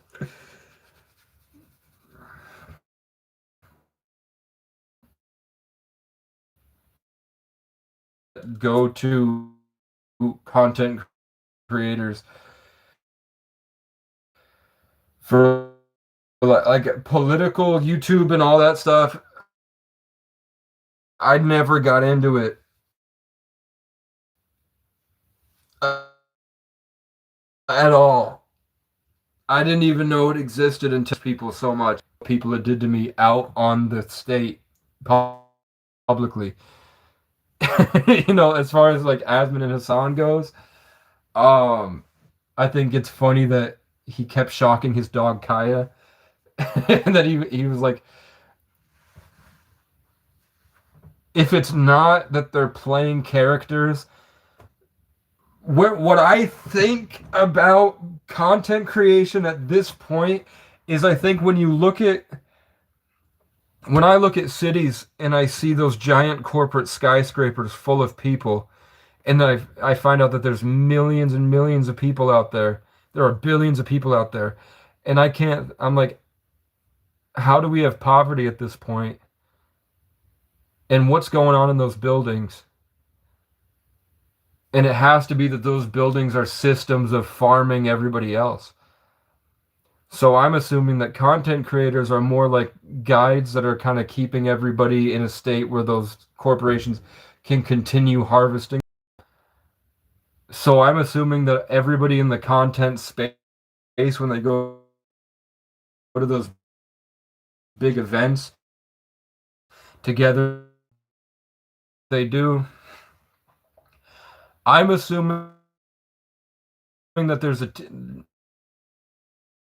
much like how sitcoms used to be, because before running show TV, teams of writers, like hundreds of people in rooms, working towards an agenda for the thing that they were creating for people, and the messages they want to put it in, the agendas, and that became like, even in Avatar, they have Aang riding a fish that looks like a giant dick, and then even in Korra, they have Korra stroking Naga while it's upside down and looks like a dick, and she's stroking the big white dick, and um, that type of stuff that they were throwing in the symbolism. I'm assuming that's just moved into the content creator space where they're paying these people a lot of money. So Asmongold and Moist Critical and Hassan and all these people wake up in the morning and they check their email and they say, these were the events that happened, and this is what you have to say about these events. We have a Discord where we're going to post, we're going to pretend to be like fans in your Discord, and you're going to know the name of the person in your Discord to click on that specific video at this specific time, and then a notification will go off on your computer, and then you watch the video and you can say pretty much whatever you want about it, but this is the exact points that you have to make, and this is the sort of character you're playing and the opinion you have to do, and then we will bot your live stream and promote it and make it look like a lot of people are viewing it and that you're. I've never had my live stream crash.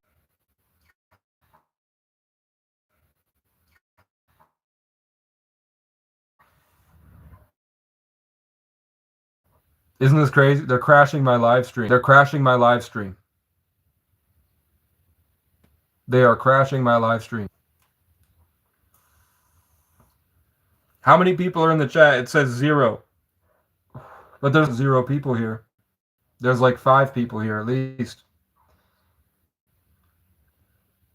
Yeah, Cheryl's back. It says there's 0 people. How much of that did you guys get before they crashed it? They crashed my live. YouTube quit.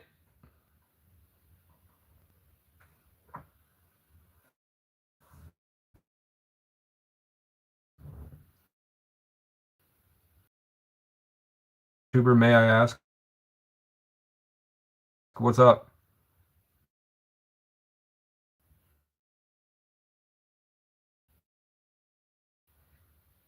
Telling the truth about what content creation really is and how it's run by a team of writers that pay people to have specific points about videos. I was getting into. They crashed my live stream, man.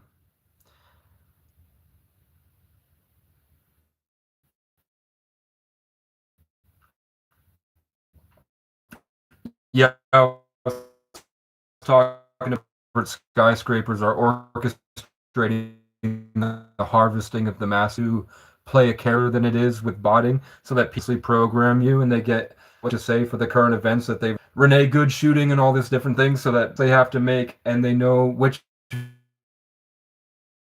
video is going to come from their handlers in the Discord, and if they divert from that, they have actual real world consequences that could be their family members dying, or they become a pedo on the internet. And then my live stream crashed.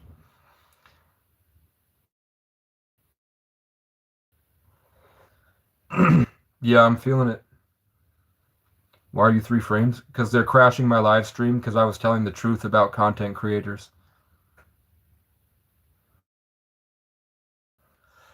Like Smosh knows who I am. John Zerka knows who I am.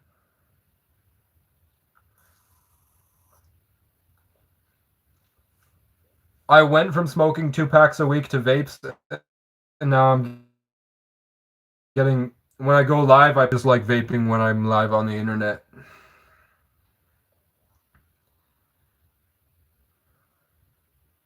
Notifications at all when I'm not live streaming, but now that I'm live streaming, I'm getting notification sounds. And the more I go off about spiritually escaping the matrix, the orchestration of reality from a higher intelligence, and the exact tools necessary to break free, like fasting, sunlight, probiotics, ketosis, autophagy, neurogenesis, getting out in sunlight, living in isolation, freeing yourself from responsibilities, getting in touch with the network of homesteads, to change your life to being out in the new world of freedom and eating purely organic food and getting a connection to nature?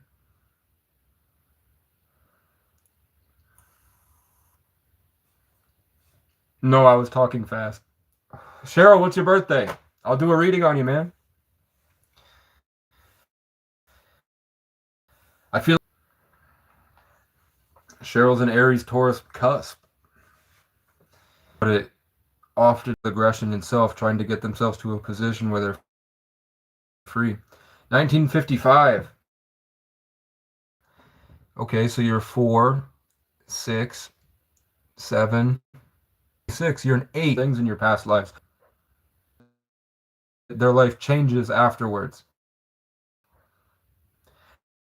because of the things that you've mastered in your past lives. Being born on the 20th, that 2 energy is more feminine. It means that you have a greater complex level of emotions that you experience, and that as you go through life, they're more vivid and bright. A lot. And yeah, you're just learning to slowly incorporate that. That Aries high vibrational makes you feel like a fish out of water constantly, and you don't know how to fit in with the world, and learning how to channel that grounded nature with the earth. Getting more grounded in nature with the earth will get you more in touch with your past lives and allow you to, I just say try a bunch of different things and see what kind of you tend to be, the light comes through a lot easier with. And those are the things that you mastered in past lives that you're here to share with the world.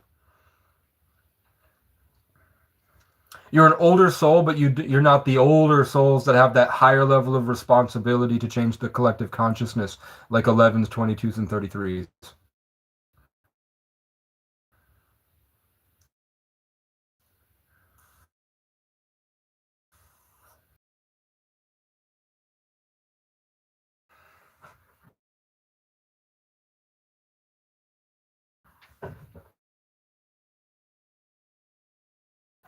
Because it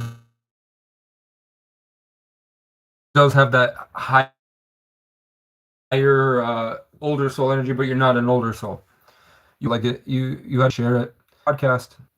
It is a slow incarnation, and then that feeling that you're not where you need to be because you don't have the power and authority necessary for feeling like you deserve that high vibrational crown chakra opening.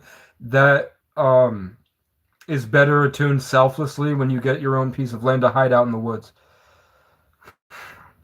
This is what I tried to shoot myself, and then I went out in the woods for months, and then I got 100 acres, like $3 million worth of equity. So now I live on a mountaintop, and I'm just trying to make sure that it's the best for everybody. I can't leverage it for money or anything. I don't own it, but I'm the only person taking care of it, and the owner is too old to even come here anymore. And he had big dreams and a passion for this place, and it aligns with my passion for what I wanted from life. So I want to make it the best that it can. So I'm kind of the only person that he had, and he was the only person that I had. So it lines up perfectly. And I'm kind of pissed that the only way that I got it was after I tried to kill myself. After I gave up the fight, it was just I gave up right next door to the property. So then I logged out of all socials for months. And then God told me it was time to come back. So I came back.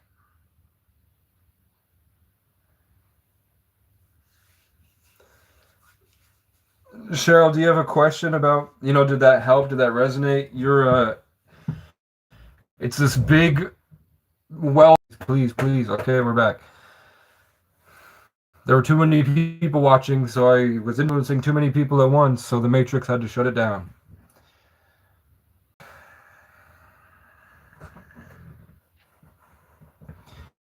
I was getting too real. And I was disrupting but yeah, that ping and body, that high frequency of the Aries without it being intrinsic, where you're draining the life force of everybody around you into yourself, which comes from having, you eventually will need a fixed open space with nature, which is cool that you're trying to get a farm. And that will help you with your connection to nature, and then understanding that darkness that you feel is not bad. It's not inherently bad. It's your past lives and your ancestors and what they went through in life, and then learning how to incorporate that into your slow incarnations, into that pink, green, and gold energy, so that you can create something in that space, because you have a very deep, vivid emotional experience, which allows for you to create things at a better level. The disintegration, learning how to gain harmony with that, will come from nature and sound baths and being out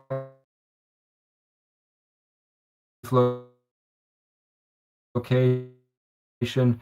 And then once you can learn how to stop the disintegration with hope and optimism and not self sabotaging in any way, taking care of yourself with sunlight, fasting, omega 3s, and probiotics, and harmonize and say no and stop you will gain the clarity over time with this practice space to embody that energy and extend that energy into your space instead of farming them. You will have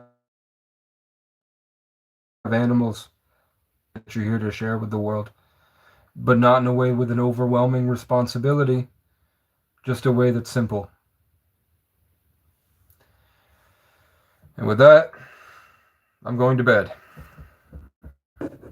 Good night.